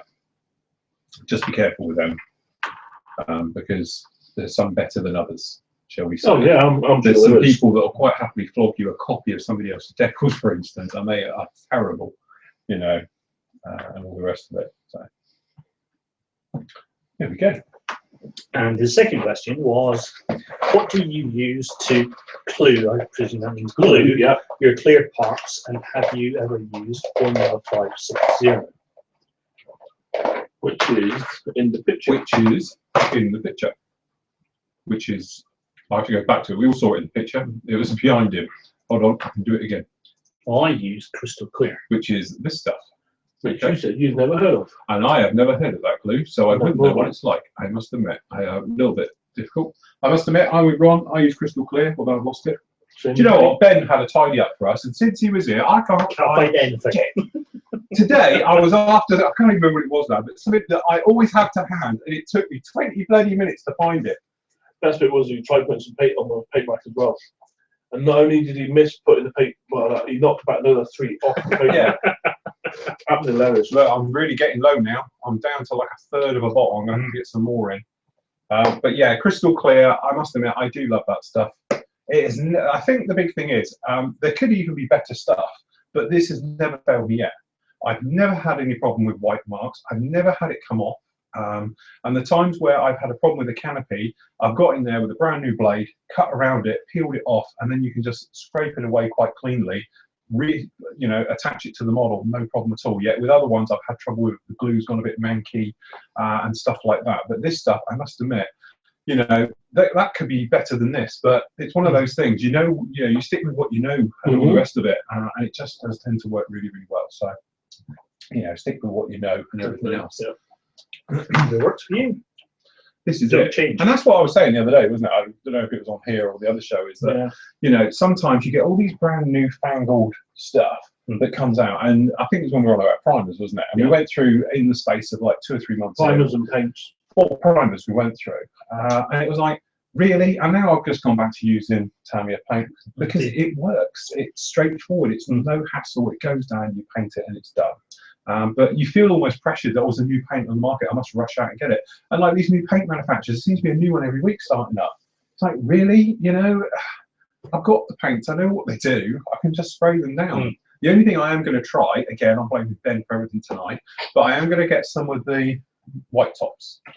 The model colour. The model colour. I'm going to get some of the primary colours, just for your reds and your things. Because after using his, obviously, you know, when you're using the model, they're so thin, they're quite watery, and they don't like being brushed around too much. But after using his white top ones, the model colour ones, they're a nice thick consistency. They can paint beautifully, and I'm just thinking that, you know, perhaps those and some of the primary colours would be quite handy to have, and they do fill some gaps, because when you go through their listing, as I say, I've got in my book back there pages and pages of every colour they do some of the wacky Air Force colours in there.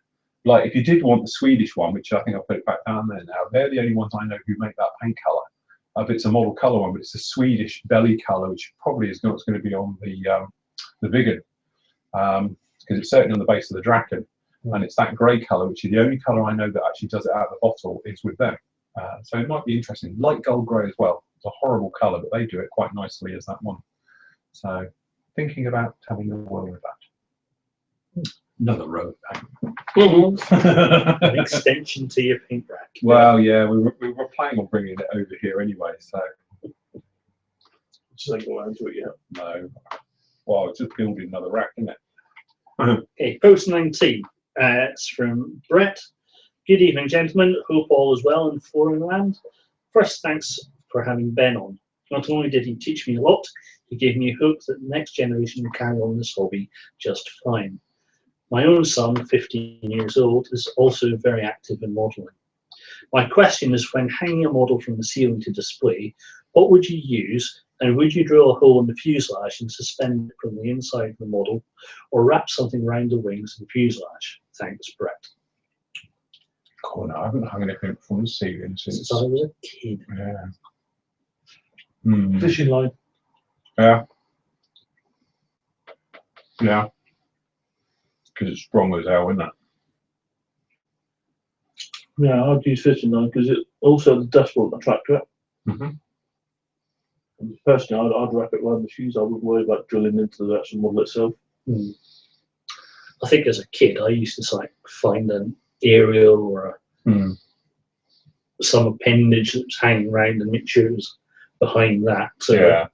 It wouldn't. I must admit, yeah, as a kid, I used to say, and if you're using, I used to use cotton, I think, back in the day, but certainly if you're using fishing line, you're not going to see a very fine filament because of, you know, how good they are these days. This is, say, if you wanted to, is say wrap it around the tail, between the tail and then one near the nose, and just have it going up on a triangle. Doing it that way, I think, would be my preferred way of doing it. If you're always going to have it suspended, you could find the centre of gravity, I suppose, put a small hole and put a little eye hook, self-tapping one in. You get those tiny little buggers that you use for dolls' houses and stuff. You could put that in there and then tie onto that. So it'll just spin if you wanted it to look like it's in a flat spin. Control. Can't reach the handles, especially if you've got a frozen shoulder. I can get it on this side, but I can't really. There is one chap who displays at the Yeovilton model show, who obviously keeps all his models on the ceiling. Yeah. Because he doesn't take the strings off. They're just on the table. What, with the strings on? Yeah. And a layer of dust over them. Yeah. Yeah, I've seen that one. Okay. You said it's wrong with my models. The only trouble you say with hanging them on the ceiling is dust magnet. Adam says hello. Oh, does he? No, Adam. Hi, Adam. Post 20. I got called a hunk. What?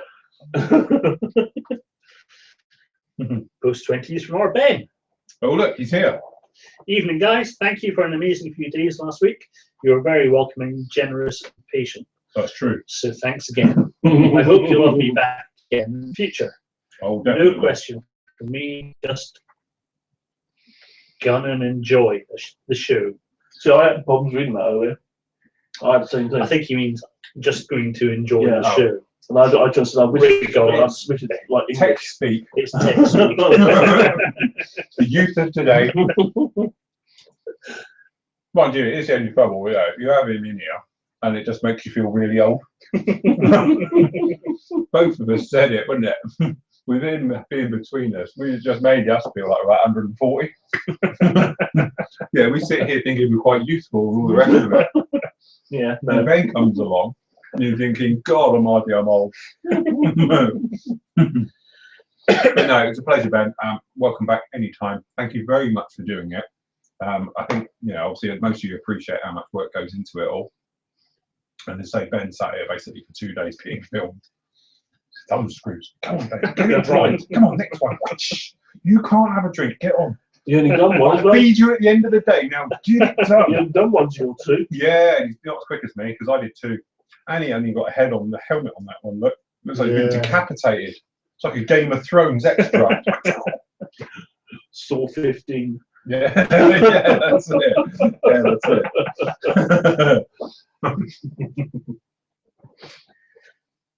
Post 21's from Jerry. Hey guys, excellent idea to bring Ben in to help with figure painting.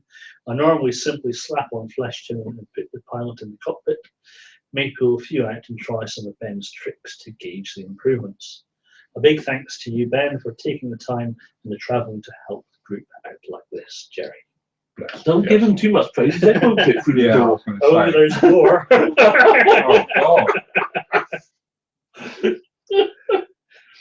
Post 22, evening all. First of all, many thanks to Ben for the figure painting tutorials. Secondly, Phil, I notice you always insert your airbrush needle from the back of the airbrush. I'd been worried that it will damage the tip, so I insert it from the front. Should I stop doing this? Example, will it damage the seals? Thanks and all the best, Steve. Yes, stop that. Bit of the rule of thumb is your needle should only go in the direction of your paint flow. Now the point to this is, I'm a hypocrite because I don't do it. But when you're taking the needle out, you should take it out from the front and it goes in the back. It's like a one-way street. 2 things are thought for this. Okay, when you're dragging back, you're going to pull paint backwards onto the rear seal, which, still haven't cleaned this one, which obviously the sealing system sits probably like midway up the main body bit here. So when you pull it back, you actually put paint all on that seal and a bit more. All right, so if you're always going forward, you'll be fine. Same goes, technically you will be clean of going in through that way, so you have no problem. But you're not going to bend it putting it in, because most airbrushes, the actual chuck on the back is actually rounded inwards for a very good reason, and that is to guide the needle in, so it's not going to actually damage or jam on anything internally. And as soon as you're halfway in, it's going to be in the middle because it can't go to the edges, and it will neatly go through the seal and then obviously expand onto it, rather than the blunt end, which these are slightly domed, but some of them are just like flat, dead flat. If you go in through this way, you're actually going to butt up against that seal a little bit, and you could damage it going backwards. And if you've ever had paint on the trigger assembly, then you know you've got a problem. Now that mid seal's damaged, because you should not have paint past that seal. So if you ever take out the trigger assembly that normally goes round to the stem on the air valve, if you've got paint down there, you need to get that seal looked at or changed. Normally it's a 2-minute change job if you've got a spare set there. But normally the chuck on the back of all the airbrushes is convexed inwards. It's like a nice gentle slope going in, so when you put the needle in, it just pushes in there and you have no problem at all. And as soon as it's a tiny bit in, it's never going to touch the sides anyway, and away you go. But yes, if you were to personally, a big mentor of mine was the late Ted Taylor. He used to give me grief about doing it the way I do it, because I pull the needle back, and when I used to see him at shows, he'd always be, stop pulling that bloody needle backwards. And he used to say to me, it's a one-way street, absolutely. But yeah, so I must admit, I am guilty of it. I do pull the needle back. Once it's in there, I'll just drag it out the backwards. But certainly you don't want to put the needle backwards in there, because you are just going to butt up against that seal and you could tear it, damage it. Probably not with modern seals, especially the Teflon one. They're pretty, sturdy stuff, but it will just help not getting any problems. But if you do ever start getting paint down the back end of your actual needle assembly, especially if it's anywhere near the trigger, you've really got a problem there. You need to sort out that mid seal. So yes, okay, simples. Post 23 is from Andrew. Hi guys, Young Ben has done a fantastic job with his tutorial on figure painting. God. So much so, in the near future, I plan to dive into figure painting realm. No question tonight. I'm just sat here watching, listening, while I weather my Rebel Colonial Viper, and then get on the base so I can wire it in. As this is my first attempt in lighting a model with LEDs and fiber optics. Love the show, guys. Andy. So it's not all about the base, it's all about Ben. Yeah, it's all about the bed. Speaking of lighting, he says, You still haven't done it yet. I know, that's what I was going to show them. I have been sent by Richard from Magic Scale Lighting, these guys, which there's no point trying to show you on camera, but just believe me when I say you can't even see the LED. It is that small on the back of these. If you see them, it's like, you know, stupid. It looks like I have. Blimey. I'll put it in description. You know, if you pull your hair out your head and you get the follicle left on the end, that's how big it is. It is absolutely. It's even smaller than that. Yeah, it's probably even smaller than that. It is the most smallest thing I've ever seen in my life. And to be honest, I must apologise, Richard. I know you do watch the show occasionally, and if you watch it, I do apologise. I have had it a while, but I just haven't got around to doing it yet. But I will probably put it on this week's show, news show, because these guys are, one is a, I can't remember which it is now, is an arc welder. So it's piercing light from any direction. I think one is a gun flash, so you can put it in the end of a 1/35th scale gun and then have it flashing. And the other one I do believe is smoking. So it looks like a cigarette end. But how would you draw out the hose in the first place? I would cheat and put the cable under because it's so small you're not going to even see that. Or put it as a bit of strapping. You could actually put that on one of those nice bits of lead wrapping, have it as a strap, nobody would see that, would they? See? Not just a hat rack. Mm. So yes, speaking of lighting, I just thought I'd mention that. It's just that I've had them up there, and to be honest, I couldn't find the motherboard. You know. Anyway, it was in there. In a box. I put it in a box, that's why I couldn't find it. I thought I'll keep it safe, it's in a box, and then that was it. Ooh. Right, so that had it on. Have you been to Panto or something? Practicing. No, begins a harvester. It's like Disney World. I had a full rack of ribs, I did. Did you? But man versus food, was it? With salad. Yeah, the mountain of salad. Yeah, like salad this. like that. Bowl of salad for me starters. Now, when I've got another bowl of salad to go with me, did you have a starter as well as a salad? Yeah. I was a good boy. I had a nice salad the other day. Well, I say that was salad. It was in a burger.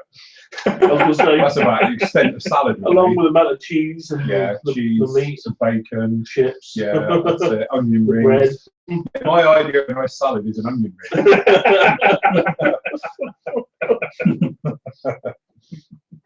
I had some salad with mine. Okay, next question is from Robert Stinchcombe. Evening, guys. No question tonight, but for the first time, enjoying the show in my completed model room. Very nice. Got his own man cave. Nice to have your own stuff. You can leave it out. Brilliant. Yeah, you see mine. Mine's a complete mess. Yours is great. I like yours. Yours is like, because it's long and thin, you can sit in your chair and go up down each end like this, and you just don't move. You're like, it's brilliant. Well, it's good because I used to have one of those. I've showed you the early pictures of my very, I wanted to commission was very long and thin as well. It's the same thing. I used to have a long bench just down one side because you couldn't fit two. Just go up and down it. I mean, wheelie chair. I've worn out the carpet doing it. My wife's decided she wants the spare room back. It's a spare room. Nope. Oh no. So Dilemma. So we're gonna get you get a corner shed. Oh yeah, yeah. Because it's a corner shed, you see, you can get, because it's 7 by 7 foot, you can get 14 feet of worktop on Yeah, yeah. Yeah, but it's cold out in the winter. Not if you put insulation. I was going to say, you insulate the entire thing, yeah. No, it's still cold. Shannon insulated all of his, and he said it was still cold during the winter.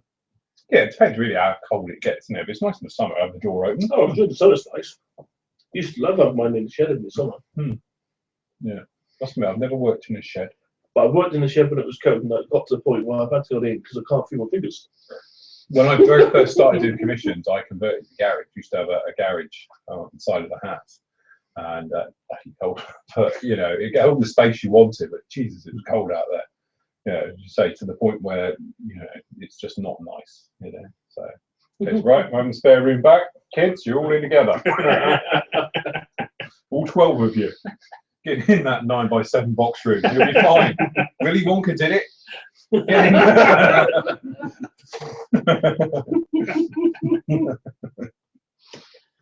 Hey, post 25 from Dave.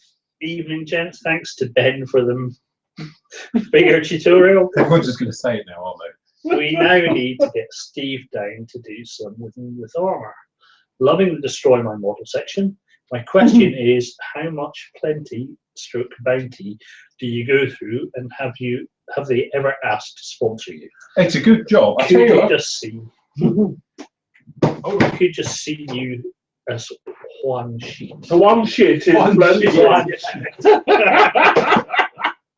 I can tell you how many I go through, because I go through one of these a month as a rule. Actually, I must have been a slow month last month. So how many's in that? So it must be a... Actually, Bambola, so yeah, that's a 6-pack, isn't it? Just like me. you wish. Closest to a 6-pack I'll get to. And I've got 2 left over. So I go through a pack of, 4 rolls a month. If you're doing it on this one, because the other one's basically empty now. There's not a lot left in that one. That's what more I use. Yeah. So that's how much I go through. Bearing in mind though, because obviously when we do the teaching and the courses, this gets pretty much covered with it. So that uses up my part of the roll. But yeah, I do go through quite a bit. Yeah, you think I would. And you lay that down to spray. Yeah, that's right. And when we do the courses, I cover the entire thing. It's easier, because otherwise it's always that thing, you always get an edge, and then everyone leaves. I'll take it all out, and I've got like a pattern on my desk I have to go round. No CD cuts in there, and I'm like, get rid of that. I know where Mel gets it from. Yeah. No, she's redone the bathroom. Everything's nicely in order. So I go in there and put something in the wrong place, then I know about it. That's because you can't find it. That's it. Post 26 from Dave Smith. Evening, guys. Loved the video by Ben. Actually pulled out a 1/16 Delta Force figure and started on it. No questions tonight. Just was wondering if you've changed your videoing setup. Last 2 shows have been kind of spotty. Tonight it freezes when it comes back. It's very pixelated for a minute or 2. The little gear at the bottom shows 720 HD, but it looks like 140 at times. Cheers, Dave. As I say, we haven't changed anything at all. Obviously it was last week. I don't know if we're losing something's going on, but nothing has physically changed anywhere. No, you still got normal. Yeah, it's all saying everything's good. I pinged the speed test thing, and it was still coming down that we were uploading at 65. So technically there's no reason for it. What I think we'll do next week as a test, we'll run hardwire like we used to off of the hub and bring it down just to see if it makes a difference. Seemed to work fine for the first couple of weeks, didn't it? So yes, not sure. One of those things. It's very hard to tell because it's live. You can't exactly stop and go and have a check. No. So. Or try and change it. Or change it. Yeah. Hold on. Let me have a fix. I'll just try a reset.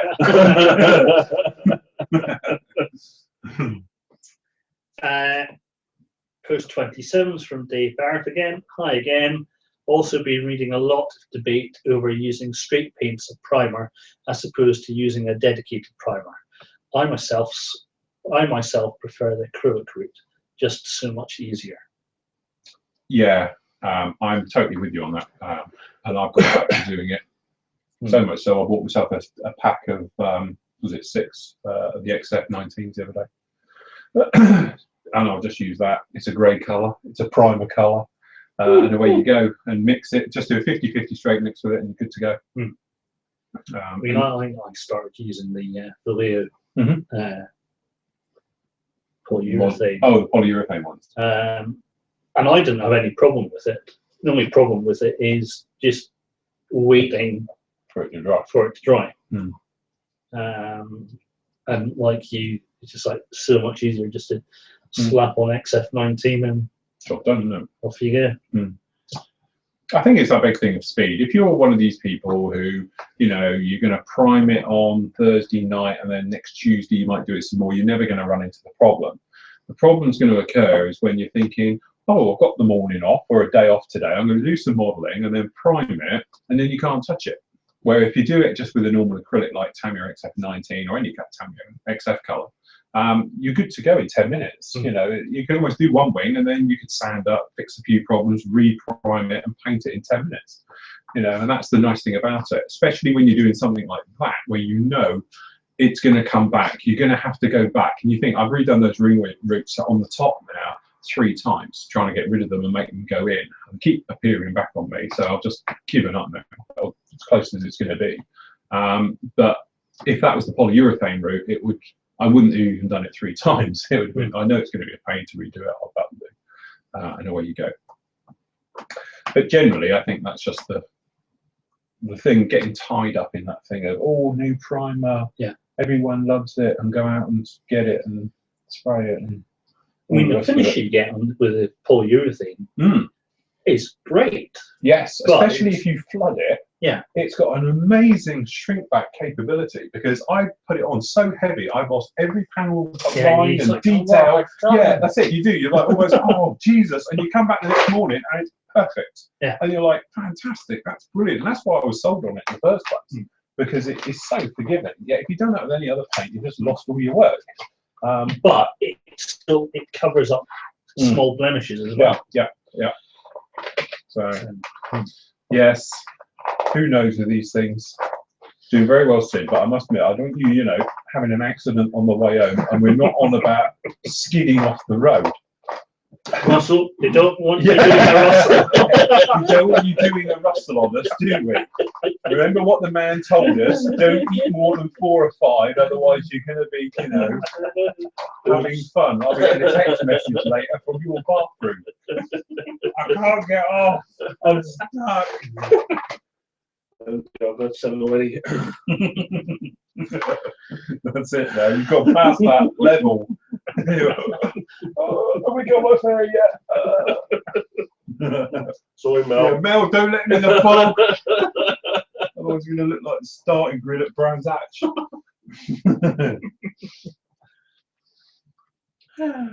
Right. Talking of which, Mercedes are looking strong this year, aren't they? Do you know what? I am, as you know, quite a fan of the old thing, but I haven't watched any of the pre-trial stuff and anything yet. I'm just going to wait for the first race and be hopefully pleasantly surprised. So yes. Oh. Like that, is it? Humbug. Well, on Friday, Rosberg on the soft tyre was 0.3 of a second faster than everybody else who were on super softs. Ooh.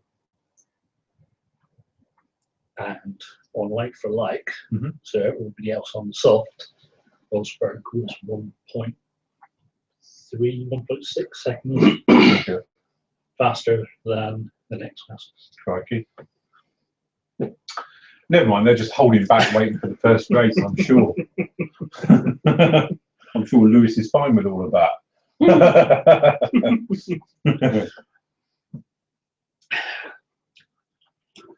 Okay, question 28 is from Alan and Challenger. Just thought of another quick question. How do the polls for the video builds work?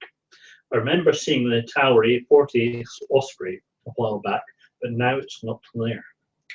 Basically what I do is, obviously the top 2 win, okay, and they're replaced, and the bottom 2 that have no votes get taken off, and then we add 4 new kits. That's the way it's working. What happened to the Sky Raider? Same thing though, because when we went through the next round, didn't get anywhere. And also, there is a thing, the bigger builds I took off because I'm doing them as a separate. Right. Like for instance, the 24-second Typhoon is going to be up any minute. So you're going to see the first parts of that shortly. Right. One on my way. I hope to have it finished by then, and then you're all going to get all 15 parts in one hit. Something to keep you going, also not it. Don't watch them all at once, that don't count. Hey, post 29 is from Andy Mono.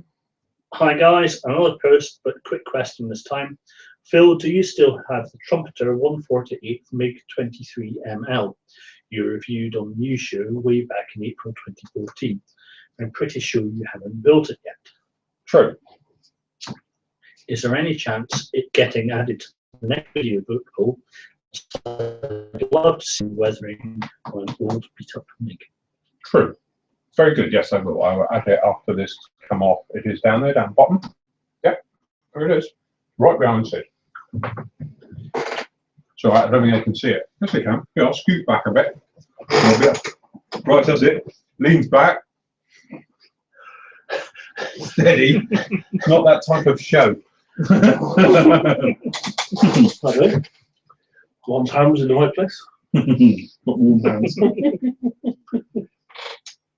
Yeah, I will add it on because I'd like to do that as well. Okay. Post 30 is from Richard Hunter. Hi guys, I believe the greening photo is of the vertical stabilizer of the Rebel IDS Tornado. Cheers. Are we on the? Oh yeah. Hold on.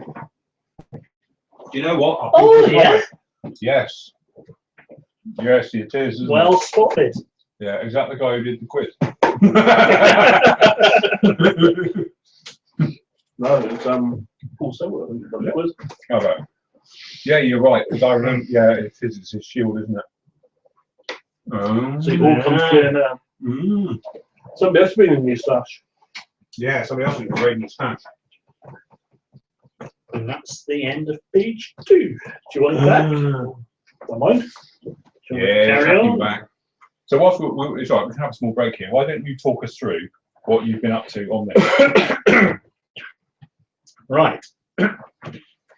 What I decided to do is the other day, obviously on the news, yes, everyone saw the new tail on the Red Arrow. And I thought, well, last time when they did the 50th anniversary tail, yeah, it took ages for anybody to come out with one. And I thought, with my digital cutter, yes, that's probably something I could knock out true, a mask for. So last weekend, I sat down with CAD and a few reference photographs and drew would be the mask. Yes. Cut it onto the film that I've got and gave it a go. Yes. Now that one's not perfect because I didn't line it up properly. Yeah. But I think the lines come out crisp, quite crisp. Yep. And I'm just thinking if people are interested, that's probably something I could knock out. Comes on, it's like a little sheet here. Basically what you do is you spray up the tail white, put on the masks for the white, and then after a couple of trials, worked out the best way to do it is to spray the blue. And then on here there's additional pieces to then mask over the blue, and then you can just go over the whole lot with the red. Once it's all dry, peel this off, and the result is what you can see here. Which actually, I have to say, does look pretty spot on. I mean, it's nice because it's not a decal, because the white will be crap. Because white on red just doesn't go at all. Yeah. So you planning on doing the rest? Well, what I was thinking of, because you might get a join here with the decal, and you might end up with a different color. I could do it as a set with the stripe down to the roundel that's on the side there. And then do I then carry on do the Royal Air Force? Okay, if you want well, you can't do the Royal Air Force because you'll get done for that. Yeah, that's true. But I would, if I was you, I would say if you're going to go for a set and do the entire, so literally you spray it white and then obviously mask off, because you can put that down is easy. Yeah. Obviously, if you try and do the white afterwards, it'd be a nightmare to get it in. As I learned doing all those forks before, I should have done it the other way, but I tried to do each side and then blow it in the middle, which was a nightmare. And then, yeah, so if you was to do the full wrap around the front and up around the sides as the mask with the tail and then the underneath, I think that would be a goer. And it will give you, to be honest, a far better finish than any Red Arrow model you would do, because I've got the one down there. And it's, as I say, it is the weak point, because when you mask over red, any white joining you've got, immediately you get that white bar where it joins, and sometimes they get a little bit, and you can see them, they just stand out, they're not good, and then leave the gaps for the Royal Air Force, because you don't want to get in the realms I of don't want to be that copyright rubbish. The MOD solicitors on my... Yes. Yeah, dear sir, you may use our thing if you pay us £10 billion for using our name. Well, hold on. As a taxpayer, I'm paying for that. That's not the point. Surely I own that. I'm a big lawyer, you're not. And actually, I'm paying your wages as well to sue me. So as it's working, and then when you're in court, I'm paying your judges as well. I don't think that's going to work. No, I don't think so. You could do. Be them. Yeah, we'll all come to court with you. Yeah. We'll be right behind you. Yeah, right behind you. Were you involved? 20 miles behind you. Mr. Freud, were you involved in this? None at all. Don't know what you mean. Quick, delete that show. What's the date today? Get rid of the 3rd of March's one. 4th of March's. But yeah, if that was me, I would do that. And then obviously you just have the gaps then for made in Royal Air Force land, whatever they've written on sides these days. And then obviously for the roundels, and go for that. And that would be a really nice set to do, actually, because nobody could do you for that, surely. That'd be really good with the tail, flying the 2015 scheme. And because it's done in CAD, I can quite easily scale that to 4 to 8 and 72nd. Yeah, absolutely. So the advantage of this stuff is, because it's transparent, you can see where you're masking. Yeah, so when you're putting over panel lines, you can work out exactly where it's going, as opposed to a solid one where you haven't got a clue what's under it. So yes, no, definitely I can see that. So there we go. If you are interested, then obviously shoot you a PM. PM me and everything else, and Ron will be able to sort you out on that one. But yeah, definitely a good idea, and not bad for something you knocked up over the weekend. That's quite good going. Actually, I'm impressed with that. Isn't it? Good stuff. Won't show you the other side because that went wrong. No, that was the test. So. Yeah, the other side's got a German flag on it. It's got the salt fire on it. Yeah, it's got the Scottish flag on the other one. What's that about? It's just you know. No, you're staying with us. You're not allowed to leave. So yeah, no, I must admit, very good job. So yeah, if you are interested, shoot one a PM on the site, and I'll link it down in the bottom as well, so you know to answer anybody's questions on that one. I could even do a version with the 50th anniversary one, so we wouldn't be able to do the 50 display years, but I could do slightly masked for the blue and the white. Do the ones throughout the ages, because they've done a few different ones over the years now, haven't they? There was including the one I did, which is obviously a new version, because I had to the blue on the rudder. Yeah, I had to move the blue to the rudder. I got away with that. Nobody noticed. It's all right. Oh God, now we're live. We're going to go back now. Let's have a look at that. Oh yeah, yes. But nobody noticed it at the time. This lot did. I had it here. We had a geek meat. It's down the bottom shelf. All right. And yeah, it's down the bottom. And they were all like, "Done the rudder blue." I'm like, "Isn't it?" No. Oh, it is now. I've done it. It's edited and finished. That's fair enough, but nobody spotted it. So. That's after we gave you stick for doing it orange. Yeah, that's it. After it was painted orange, and then I got drunk one night and got a bit carried away. I blame Jelly for that, because he sat there doing some modelling. I was here. We'd had a few shandies, and it's like, does this look right to you? No. All right, let's do it this colour. Do you know the trouble? I think that was probably, it looked wrong. It might have been correct. Yes. Because when I was at Year 2 last year, and then it's like the pit day on the Friday. Yeah. And you get right up close. It wasn't a brilliantly sunny day, it was quite overcast. But they were definitely more on the orange side than red. Yeah. And I think it's a case of it was probably the right colour, but scale wise, it looked wrong. I was going to say, I think what it is, they've done a colour chip, and they've literally gone in and said, we want this colour, which is probably correct for the real thing. But from a scale point of view, it's just too orange. Especially if you've got red next to it, it just looks bright orange. You know, so from a scale point of view, it didn't work. And as I say, I don't claim that thing to be correct. It's just from a scale point of view, I think it looks better than it did before, because certainly it did look like an orange. It was like, you know, the orange arrows. So, new version. Right then, so first post on page 3 is from Robert. Now, Robert is in the process of building or scratch building a Type 45 destroyer in 72nd scale. Yeah, I remember seeing this And one on his site. he's posted some of the pictures on my build because I asked him to put some up so I can see it. What, you mean yours isn't like this on the inside? No. Oh, right. And the best bit is as well, he's in Plymouth. Oh. Does he have, like, I'm presenting as he's in Plymouth, is he a Royal Naval or a, what you call down that end? To be honest, I don't know. Is he not?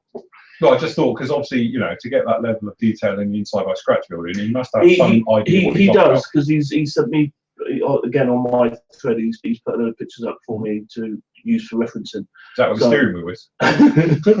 So, that's for the plug. Periscope underwater on a regular basis. Somewhere, somewhere. That's how he does it.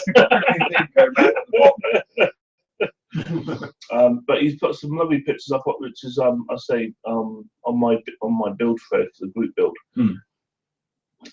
But me and Steve have both said, you know, that it'd be nice for him to try and persuade him to do a little thread of his own that we can put up for him.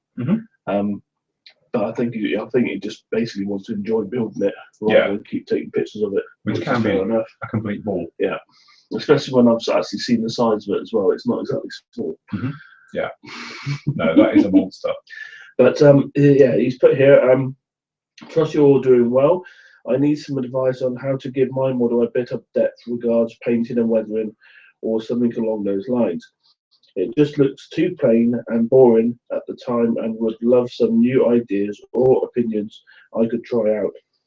This I know is not an easy task, as it's my new ship, Type 45. The area I am concerned about at this time is the bridge, and later the inside of the hangar. Any tips would be truly appreciated, fellows. Well, I don't know if they have a cash point in there, do they? It's like 2 cash points. Got a cash point in it with his underwater periscope. Is that a next photo booth? Yes. The trouble is, when you're dealing with scale of this scale, your traditional scaling methods go out the window, because there is various formulas on the net which will tell you, just come out there, which will tell you that you lighten by 15% for whatever degrees and all this rubbish. But when you get to a certain larger scale, it all becomes pretty much irrelevant, because technically you're going smaller allows for it, but when you're going the other way and you're getting to bigger scales, it sort of works in reverse. The only thing I might recommend, if you were to be going around, obviously for weathering up the interior, is to give everything a light wash of some description. If you wanted to use oils, acrylics, or if you were going to do down the clay route, something else like that. Just because what it'll do, it'll give edges to everything, so it'll give it a greater depth. Instead of it looking quite, you know, flat and two-dimensional because of its size, it'll just give everything, dials, screens, all those areas, an edge, and it will just make everything look deeper. And the other way, obviously, similar lines, is to dry brush it, absolutely everything. Again, because it will give it greater depth and scale and stuff. But I know from a point of view, going the other way, I'd worked on a couple of very large 1/18 scale aircraft. I did an F4 Phantom, the F105, and a couple of others. And it stumped me because you're doing the F105, for instance, was Jesus. It was something like 5 foot long. It was massive, and all of a sudden you're like, shit, how am I going to, because traditionally you can't just centers of panels because they're massive. It just doesn't work. So I just found quite simply a nice simple wash right away over everything, and then to go round and do just some motley type random stuff all over instead of centers of panels, for instance, and working your way around it. But on a ship, obviously you want the weathering and stuff to be a little bit more. So interiors, perhaps go round and give everything a wash, either an oil wash, an ink wash, or something else like that, just to give everything a little bit of depth. Then dry brush it, and then that'll take care of any overlaps you've done with the washes, and it will give it all a lot more depth. And then certainly you could do that on the outside as well. And then just slightly lighten the paint in some areas as you make your way around. Give everything 2 coats. One is a normal coat, one slightly lighter, so you get a sort of more mottled effect to it, and areas like that.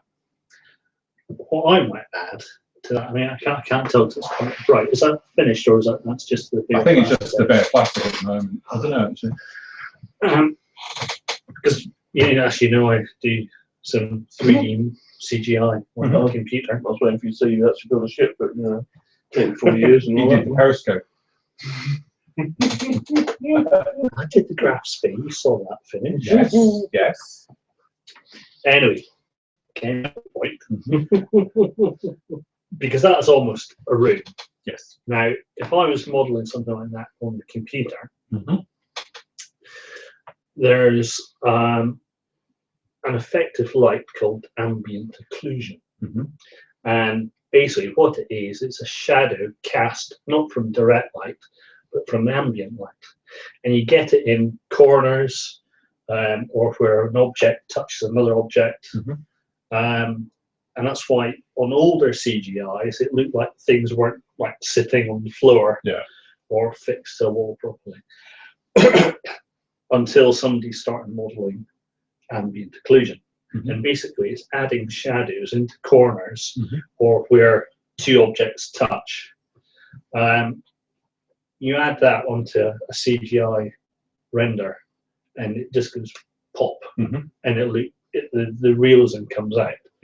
And I'm just wondering, something on that scale, because it's a room, you've got subjects and corners, maybe you could try that, doing a bit of pre-shading around all the objects and doing the corners before you start doing your final coat. Yes, I'm going we'd then simulate that ambient occlusion. So if he was doing it, you'd put it like pre-shade down in here because it would be a shadow area. I appreciate every corner. Yeah, every internal corner. So wherever there's an internal corner between a floor and an object, or between 2 walls, or where an object is sat on a wall, anything like that, round the floor, where anything sitting on the floor. So everywhere where you've got an internal corner, I would pre-shade, just to give that, it's like opposite the highlight or low light. Yeah, that's right. It is in giving the corner. Depth into it. Yeah, I can go with that. Because at that scale, everything's going to be the same color. So you need to simulate the shadowing. God, I'm glad you're here tonight. Do you understand what you said? Yes, I got that actually. Yeah, I'm all right with that. Lovely. Good example is if you go under there, right? Steady, there's no direct light on there, okay? But there's a shadow being cast, isn't there? Because that's being cast from the ambient light in the room. There's a lot of ambient light in the room, but you don't just get shadows from direct light, you get it from ambient light as well. See? Very good. See, look, technical on this program, eh? Hey! See? Good job he's here, isn't it? We would have just said, yeah, give it a wash. Post 32. Hi Phil, Sid and guys. Actually, I'm not there, so I'm telling a lie. It says hi Phil and guys. Would it be possible to have those building videos, Saab, Draken, etc.? Older models you have shown before. Yeah, the thing is, as I said, we spoke about this before, a lot of them have got music on, which YouTube doesn't like because they want me to pay for it. You know, because I've got normal albums on it. Because when we had our own server, no one knew. But now we're on public. As soon as I put it up, it gets pulled. And I did try and put them all up the other week. And as fast as I put them up, I have copyright infringement notices coming up. You can only have so many, because we've got over 10,000 subscribers on YouTube. It gives you an opportunity to your corner and things like that. If you don't, you can actually, if you get 3 strikes, you get kicked off. So I don't want to push me luck with trying to do these things. So I just accepted them all and like, okay, I'll take them off. But that is a trouble. The other thing as well, I have to go back and re-edit them, which doesn't sound a problem, apart from they are in the old 480 pixels as opposed to 1080. So they're really small, and when you put them through our software now, although it's capable of it, it's trying to make it into like a 1080 and glorify it, and they look horrible. And all the rest of it, that's the problem. I'm sure you look wonderful. And my jumpers, which are full of super glue, brown. Some interesting shirts at one point while trying to be posh. Because you don't see my face in any of them either, which is probably why you want to see them all. It's back to the old days where I had one camera. Oh, you had the camera there. Yeah, I have one camera literally here. That's all it is. And that's what I used to be known as Mr. Hands. Jazz hands. Jazz hands. Yeah. So yes, some of them are going to come back, the ones I can get away with. And there is a couple up there which I think I've got away with. Because some of them, they turn around and the artist has said, yes, you can use them. But if there's they have to have an advert on there, then they get the money from the advert. That's how they do it. So for instance, I actually did one the other week that came back, and it was approved now. It was the working with metallizers. It's a P51 and a P47. And I've got a couple of tracks, album tracks on there, and it has come back that it can be used, but it has to have an advert on it, and then I don't get money from the royalties, which is fair enough. And do it like that. So you might get an advert at the beginning of that one. Post 33 is from Paul. Hi all, just doing the last part on my Night Fighter suit, Edard 48th Mesospect BF110F. Proper Night Fighter, as opposed to an F-16 with a torch. Hey, mine's still going. The photo etch. As you can see in the photos, oh, hold on. It's not the easiest photo etch I've come across. Unfortunately, this kit doesn't come with plastic version, which is a shame, as it would be a lot easier. Do you find this a lot with photo etch? That often there is no need, or they have over-engineered and simply made the build harder than it needs to be?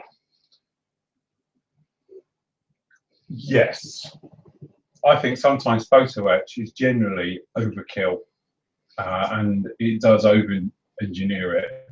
That said, for aerials, it's far better for the scale effects because, you know, for instance, looking pretty good on there. With aerials like that, you're not going to be able to get that in a part.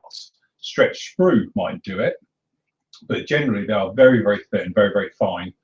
With those antennas on the front there. It's like there's one invisible should be here. It's over here. But yeah, doing things like that isn't a problem. Where it comes into, and I'm a little bit, you know, this was a classic on doing the Sherman, because on the front, the headlight ones come as a photo etch part. But when you look at photos of, I've got references of loads of photos of Fury, you're looking around the headlights, those guards are pretty much the right scale. There's not really a problem with them. They are big, heavy bits of metal. They're not some light, thin, you know, bit of photo etch around there. They are what they are.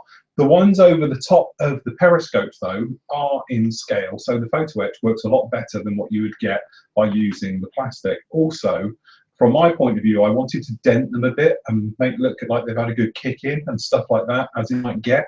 So by using the photo etch, it's easy then because you can just give it a knock and you put a dent in it. Yeah, if it's plastic, you're going to have to be a bit more aggressive with it. So sometimes I felt, especially like with Easy 8 down here, the headlight one's a complete waste of time. I'm not going to try and make a curved hoop that's bent back at an angle out of something flat, because that is just not going to work. It's going to be a nightmare to get it all to line up, and it's going to be too flat. It's not going to give you that chunkiness to it. So sometimes I feel, yes, it is over-engineered. I can't see the point of using it. Aerials, though, I think that's one section where it does work, especially on your type of thing, like your ship, and stuff that Stefan does. With the big mast match. I've built a couple of the kits he's done, not the 1/200. I've done the 1/350th and things like that that he's done in the past and various things. But the 1/200 especially, it looks fantastic in photo etch. It looks perfectly in scale with masts and that. But I've done 1/350th, the Tamiya, Bismarck, and Uziri, and all those others, and it's too chunky. It needs to be more fine finesse, with wires coming off of it. Yet you can't do that with just plastic, So yeah, sometimes it definitely has its place. Other times, such as Easy 8 down here, well over the top.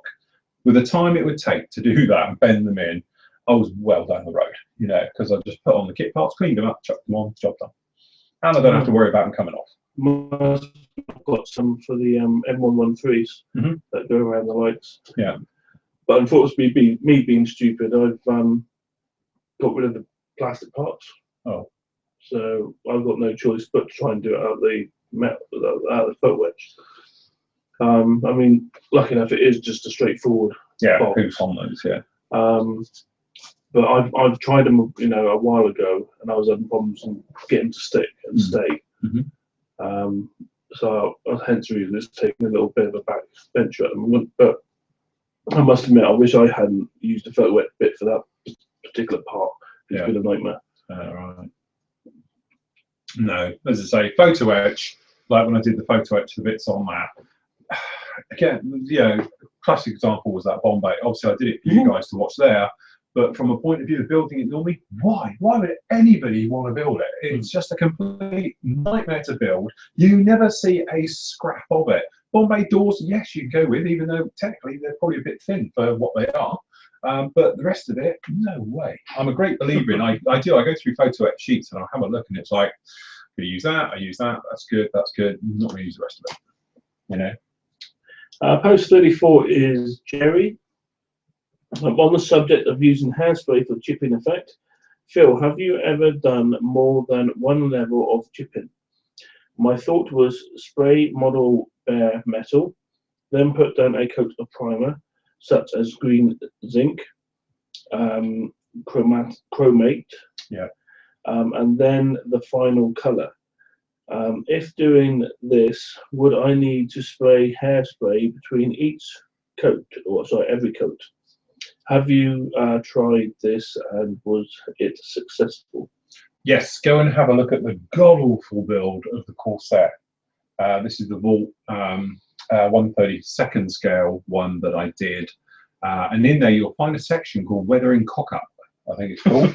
And that's where it goes completely wrong. What I do is I sprayed the entire thing. I can't remember if it was with Alclads as the metal. Then I went round and actually put yellow in certain areas, not everywhere, but in certain areas over it. Then we did salt over the top, because I did the salt chipping way, and then sprayed it and then knocked the salt off.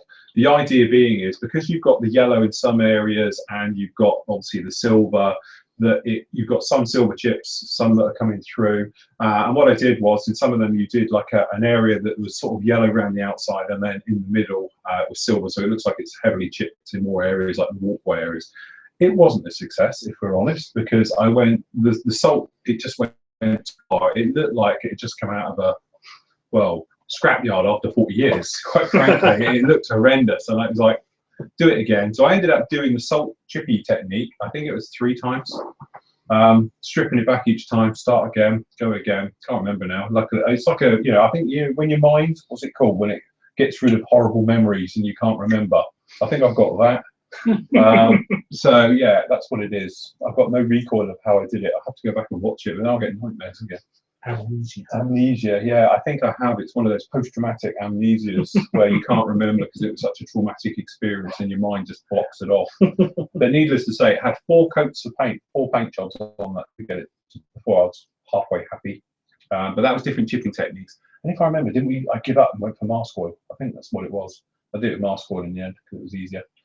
The other way, of course, if you're doing chipping, you can actually hand paint the silver on to the areas you want it. So if you want to do a night on the leading edge of a wing, hand paint it silver, and then you can go in and do just little dots and splodges if you want of like the primer color. So if you're doing like a green chromate, or like the yellowy green one as well, go around, put them in blotches, and then the same thing that way when you do your chipping effect. You know, so you could do that, put a mask oil with a sponge on, you know, rough sponge, so it's all over, overspray it, pull it back, or you can obviously do it like a hairspray and chip it back. That way, some will come through yellow, some will come through silver, and various different shades of it.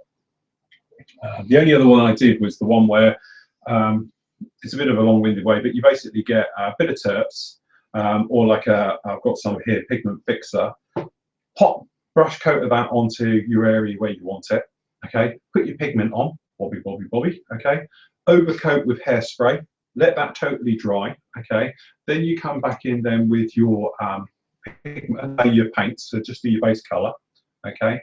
And then you start doing your chipping effect, and then what you do is you pick out the lacquer as well, so then when you overcoat it with some of your turpentine or your pigment fixer, after you've chipped away at it, you hack through again even deeper to get the pigment. And then what happens is, as soon as it touches the turpentine, it bleeds through and gives you the drag down. I did that on a tail, if I remember. I think it was a phantom tail or something. And so it gives you, so it looks like you've got chipping and that, and then you've got rust effects that come through.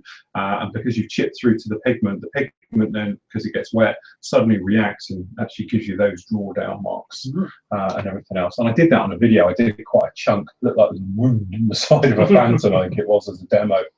Going back a few years now, I did that one. But in fact, I think I first did that when the original pigments came out. That would be a good one to do on one. Yeah, that's right. Yeah. So when the new pigments come out. When are they coming out? Well, to be honest, we're just waiting on a little bit of artwork, and then they've got to go to the printers and have the labels printed.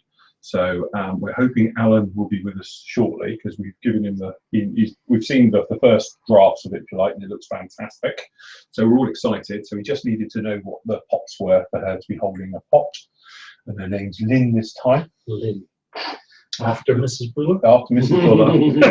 The brief was, we want Lynn in a uniform.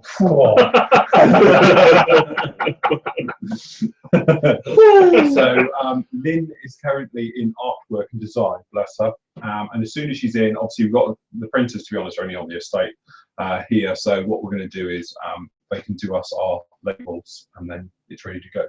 So the pots are all here, the pigment's here. It's just literally we're waiting on labels. And as soon as they're here, we are. Even the website page is all ready for them, just waiting for the pictures to go in and do it. So, because I did say we could do like a pre-order type thing, but Mel wants to wait till it's all ready and then we'll get it sorted. Post 35 is from Paul. Hello, Phil. The tracks for the Sherman in the box T66 track, all metal, were first track type for HVSS. The rubber ones, T84 track, in the movie were possibly used post-war, but near the end of World War II, and also in Korea. They also used T80 track, chevron steel tread with rubber top, which was the most common one used in Korea. My Korean War Sherman has T80 tracks. And he's put up a link for it. Yeah, I'm lost already. No, I'm lost. Pass. As I say, it's just what I heard. They went to all that expense to get the Tiger and not to damage it, and they forgot all about the Sherman tracks. Pass. I don't know. All I know is that the Shermans with the bigger gun was the British one, wasn't it? Because we had the Firefly, and the gun goes in sideways apparently. The gun actually, instead of it being like in that way, actually to get it to fit is 90 degrees and then put in. Right. So it's the only way to fit it in the turret, and it's the British ones that have the bigger gun, not the US ones, or something like that. Whatever. Post 36 is from Michael. Hi gents, just wanted to give a hello and a shout out. Keep up the great work. Also wanted to give a big thank you shout to John from Models Island, because they don't ship to US from the online store. He did the order through PayPal personally. So today I will have all 4 types of the Alex scrapers. So a big thank you, John. Fast, courteous service. Very good. Post 37 is from Mark. Hi gents, watching from work again, but only 45 minutes leave of the shift. So I'm assuming that's left of the shift. And this was posted 6 minutes ago. Phil, is there any videos on weathering aircraft welds? Pretty much all the ones I've done, I think. I usually cover it in all the videos. My usual standard way is a simple wash inside ink, or obviously you can use an oil wash just to get it to grip. To be honest, the latest one up was the Jag. Actually, I think the part for the Jag where I show whipping around, I dry brush the silver through all the brake lines and the various bits and pieces and the sides of the electronic boxes, things like that. Inside the wheel wells, and then obviously go round. But my usual technique for doing all that type of thing is a dark wash and then light dry brush. The dry brushing works with the wash. The idea being is, if your wash is too wide and gone off straight and gone a bit wrong, when you dry brush it and knock it all back and keeps it all nice and tight up against things, and things like that. And we want to know how you like type things. Well, this is it. And he posted that actually 38 minutes ago. So oh, look, you might be page. So he might be already on his way home. We're still missing us, whichever way. Indeed. Post 38 is from Arrow. Evening, gents. I've only just got in from work and have missed most of the show. Apologies if you already said, but what is the Harrier book on the table? No, we haven't got there yet. That is touchy. I've covered myself in all this thing.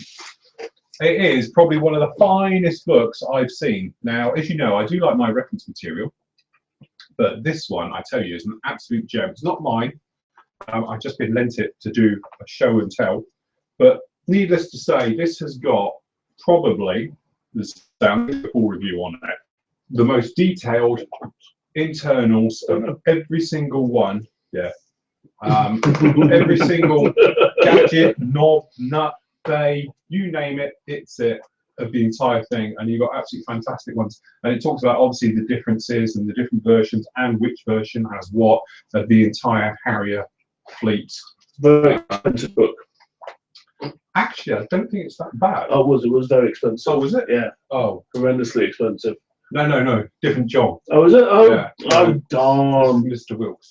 Oh, in that case, it wouldn't. I'll try and get. But yeah, this is like Fox 2, GA Systems Harrier 2. It's basically the story of the GR9 T12, which is a 2-seat version, right the way through till the end, sadly.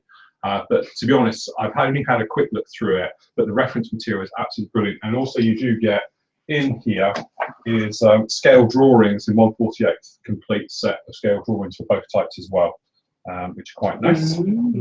But it is an absolutely fantastic book, I must admit. Cracking. Alan's also put up that he'd be interested in the Hawk Tail stencils. I'll reply when the link is put up. Post 39 is Paul Selwood again. Quiz result for box art. Quiz 8 out of 10. Picture 2 was the Airfix Airco DH4 1918. Oh, what I went wrong with that one. Right. Oh, of course it was. Picture 5 was Rebel 48 Tornado IDS. Yeah, but it's a bit grainy. In our defence, it's a bit grainy, especially on the big tally. It makes it even worse. Great show, Phil. Same again next week. Post 40 was from Paul. Hi guys, and greetings from a not so cold Moscow anymore. That spring has sprung. Calling Moscow, spring has sprung. I've always wanted to do that. Don't get that much, does it? Get a bear bomber in a minute, come over. Some secret code, he said it quick. Launch the bear fleet. That's all right. If you're going to do things like that, just do it on a Sunday, because the RAF doesn't work on Sundays. It's true. If you go to any RAF base on a Sunday, you'll see they're doing gliders, aren't they, on the airfields? They could launch in a quick QRA aircraft if they wanted to. Yeah, the air cadets are all on the runway in a glider. It would take them 40 minutes at least to get it cleared before they could get a QRA in the air. So it's like, you know, do it on a Sunday. Sunday about 10 o'clock. If you pick a nice weather day, that's it, they're stuffed. With all the balloons, kite flying and microlights flying around the airfield, they got no hope. I have a from Europe. I have a question for you all. Or a Dutch one. Yeah, get the Dutch ones over. They're quicker than ours. How do you think our hobby is seen in the eyes of the public? And what would you do to draw more people, especially younger ones, into modelling? And keep up the great work of Floyd Models. I love it. War geeks. To be honest, when I was doing commission work in the lonely days in the 90s, I could see before the internet, literally 50 years, the hobby was going to be dead. Purely because youngsters had no knowledge of it. And like a lot of us, I think you find you do that thing, you did it as a kid, you gave up and you came back to it. Right, apart from you, obviously. You didn't do it as a kid. You didn't do it as a kid? No, you'd only been modelling 3 years. What did you do in your childhood? I played with Airfix little soldiers, some second ones. While my dad was watching football. Yeah, with the fire on. With fire on. I told you I was hot. His dad gave him knives and everything. Let's go and play with this lot. I said, Neil, I want you to play with these in the fire. Daddy, it's really hot. Get in there. Daddy, don't argue. Do you don't? Yeah. But yeah, I think, you know, it's just say, I honestly, because people used to say to me about it, I said, I think it's going to die. What saved this hobby was the internet, because the internet brought everybody together, and also it basically kick-started the entire, I don't know, the entire kit, the way kits are manufactured, produced and everything else like that, it became quicker. So instead of waiting 5 years for a kit, or unless you're talking the intruder, but well, yeah, it started in the 90s, so that's about right. But you know, things are faster now, quicker now. So a kit can go from someone's bright idea on a Monday morning to being on your desk literally a couple of months down the line, where before it took years. And that is the sort of power of it. Where I see it going in the future, I think it's going from strength to strength. If you look at statistics and sales and various things, then an investment into the hobby is absolutely brilliant. You know, not so much the UK, if we're honest. I think we're a little bit slower here, but certainly, luckily for us, really, a lot of the Chinese companies, obviously the Far East companies, are really going for it. You know. And certainly, if somebody had said to me, you know, years ago about, oh, a 148 Gloucester Javelin by Ethics, you'd be, yeah, whatever. You know, it's never going to happen. You know, someone, you know, oh, please don't. A Rebel Shackleton coming out, a new tool one, it'll be, yeah, whatever. Because these things aren't going to happen. And then, especially, you know, you've got Trumpeter, I suppose, are the most prolific with Hobby Boss. Some of the kits they come out with, especially the RAF ones, you know, you're like, really? You know, who coming out with these ones like a de Havilland Hornet? Like, you know, it's like on a whirlwind. It's like, you know, Christ, even like the home countries don't even produce them, the European ones, let alone them. But they do, and they chuck them out, and all right, they have problems, but they're generally very good, you know. So yeah. But I mean, we see problems. I mean, even the poorer kits today are better than the vast improvement. Kits of our childhood. Yeah. My only problem is that because the way the hobby is now, and obviously don't forget these companies who are selling us this stuff, they do their homework, they know how much we spend, what we're going to spend and when we're going to spend it. So what they're doing is they're looking at the demographic that the average modeler nowadays is probably 30 to 60 years old. Because of that age gap, Normally, they've got a bit more disposable income, so they can afford to spend a little bit more, and that's why you're seeing kits now, 50 quid for a 148 scale, 100 quid now for a 132nd.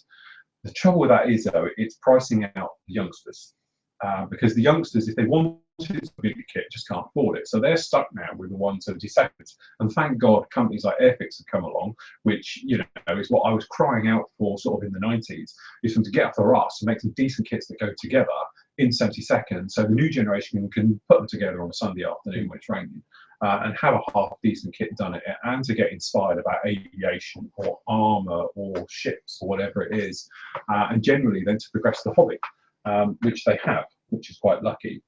But in the future, as I say, I'm just a little bit worried that what's going to happen is it's just going to get expensive, and it's going to price out a lot of people, the youngsters basically, who just can't afford it. Because we've all been there. When you've got young kids, you don't have disposable income. I don't know, because Rebel is still picking out cheap kits. Yeah, they are. Yeah, you have got exceptions to the rule. Rebel is probably still the best one, bringing out. As you say, for the amount of plastic you get for your money, they're very, very good. Yeah, the Hawk in 132nd is still the bargain of the year. You used to pick it up for 15 quid. It's piece of cake. I got it for a tenner. Yeah, that's it. Yeah, rub it in, why don't you? But as you say, I think my main concern is that the aftermarket stuff isn't cheap, and if you're looking at the youngsters now in their teens who do this, when they've got young families and don't have the disposable income, that they'll stop and might not start up again in their 30s when the kids are a bit older and you've got a bit more time and things like that. That'll be my only thing to it. But as far as kit manufacturing is going and all the rest of it, I think we're totally spoiled. And I don't, I know you've still got the hardcore lot on the freaking internet saying, oh, it's wrong and it's this, that, and the other. Oh, grow a pair. At the end of the day, it's still what it is. If it's not 100% accurate, then go off and whittle one out of wood, and all the rest of it. So at least you've got a good starting place. If you want to adjust it and make it 100% accurate, then go for your life. But at least you've got something to start with and work with, and all the rest of it. It's just that the aftermarket stuff's getting a bit expensive. Some of the aftermarket sets, which traditionally used to be the cheaper bits, are getting a bit expensive now. But it's all good stuff. Post 41 is from Richard. And he suggests the unusual colour for the Chinook is the colour of the plastic that came out of the box. It's like one of those old. Do you remember the old match when it used to be like a 3-tone kit? So you used to get Gordon whatever bogey green. Wasn't it? What was the guy called Saturday TV, the alien guy? I can't remember. He used to have the big spikes on his head. He was a puppet. He used to have snot. Gilbert. Remember him? Gilbert, Saturday morning TV? Just shout somebody and say you knew Gilbert. You're on. I was on them drugs in those days. He's got spikes and bogies. But yeah, Gilbert green snot and diarrhea brown, wasn't it? And it looks like one of them. I've had an email via your page, which I believe somebody's might have put up in the wrong place. Is from John Mataloli. I understand you use different airbrushes for acrylic and lacquer paints. Which airbrush would you use for acrylic paint thinned with CR color lemon finish? Possibly, yeah. Are you still planning on building a race car this year? I hope so. Have you decided on a kit yet? And what kind of candy is in the tub on your desk? Oh, mostly licorice. Well, it's licorice these days. We're losing the plot of it. But yeah, normally it's Haribo. And anything else we can find to stick in it.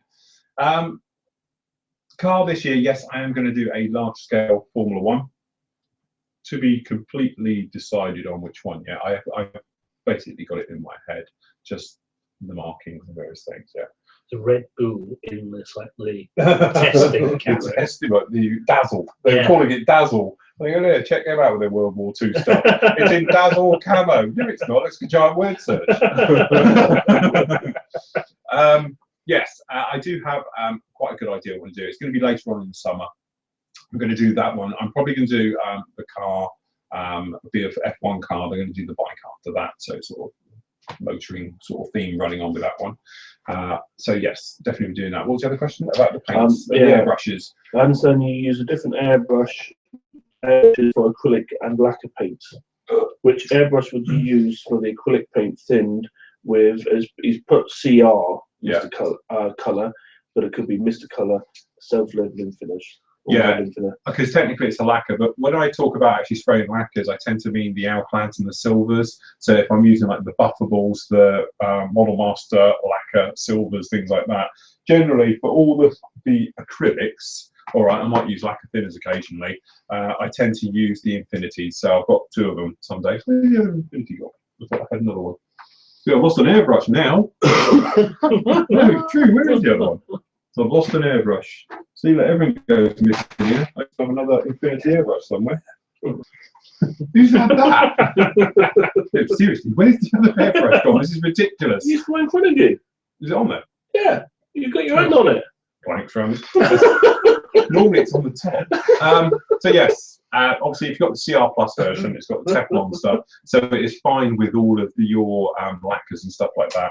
If you've got the normal one, which doesn't have CR Plus on it, the only trouble is they have rubber, and sometimes lacquers tend to make rubber swell, and it can affect your your seals and your various bits and pieces. But when we're talking about it, generally I tend to use the iWater. This is the HPCS. I use that for doing all the lacquers, generally.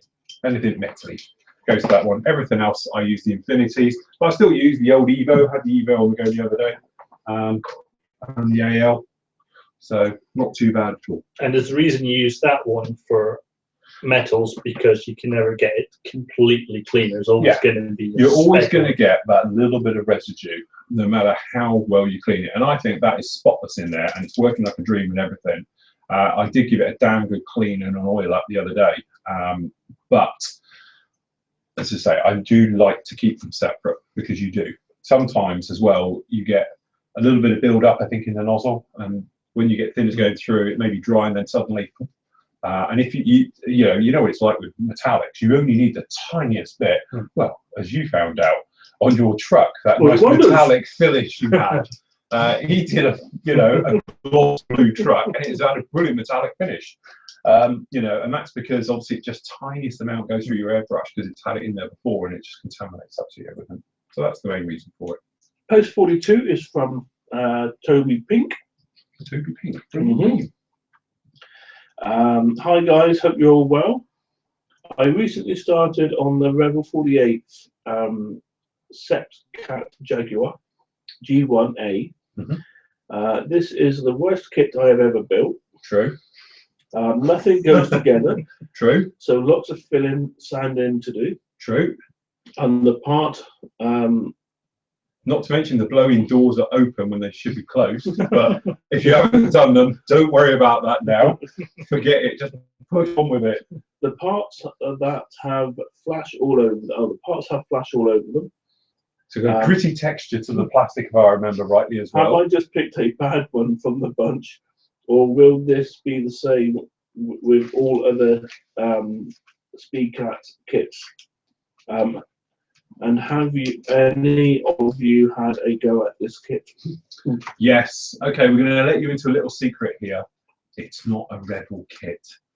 Unfortunately, it's from a company called Hella, that I think did the original. Chris and then Airfix did the Airfix reboxed it. Yeah, kit number, or because they became the same company at one point. Yeah, that's kit number right, 04996. Yeah. If so, it's Rebel rebox of the Hellier stroke Airfix kit. Yes. That was released last year. Yeah, it's a very old kit. I'm just trying to think when that one came out. Do you remember they did it as a dual kit with the GR4, which was a freaking awful kit. If you want to go the lines of awful kit, don't build the Airfix GR4, because that is just terrible, terrible.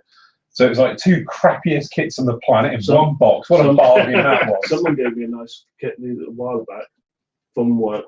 The Airfix Lancaster with the Tornado.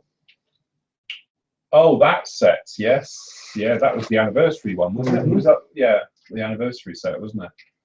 The 48 Tornado. Well, the Lancaster's buildable compared to the Tornado. That's really crap. Yeah, basically, you want to, all right, you don't.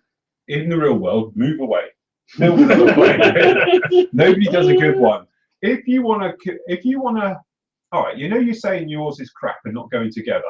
Well, this is just the same, but this one's more detailed.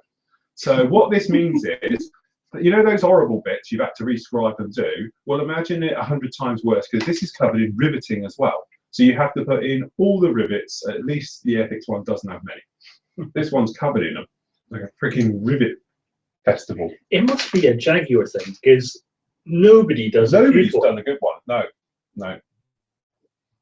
And I did learn something, actually, about that kit. Yeah, I did. Actually, I learned a couple of things. To be honest, I shouldn't have started it. Well, yeah, I shouldn't have freaking. Yeah, thanks everyone. Build the Jaguar, Phil. You'll enjoy it. Thanks everyone. I could have been doing something really nice now. Finished it. Yeah, I know what it is. You lot see these things. Yeah, we'll make that bastard work. We'll get our subscription fee out of him. That's what you squirm for 2 months. No, so that's basically the reason. No. I heard a little nippy bird, because I was always told that it was originally supposed to be a 1/48. Oh, thank you.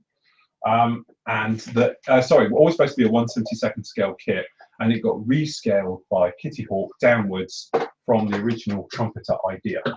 Well, I've now since learnt that it was never supposed to be 1/32. It was always supposed to be 1/48, and it was always supposed to be like that. But it was going to be done by trumpeter / hobby boss. But Kitty Hawk has done it instead. And then everyone's harping about that bloody Buccaneer going around.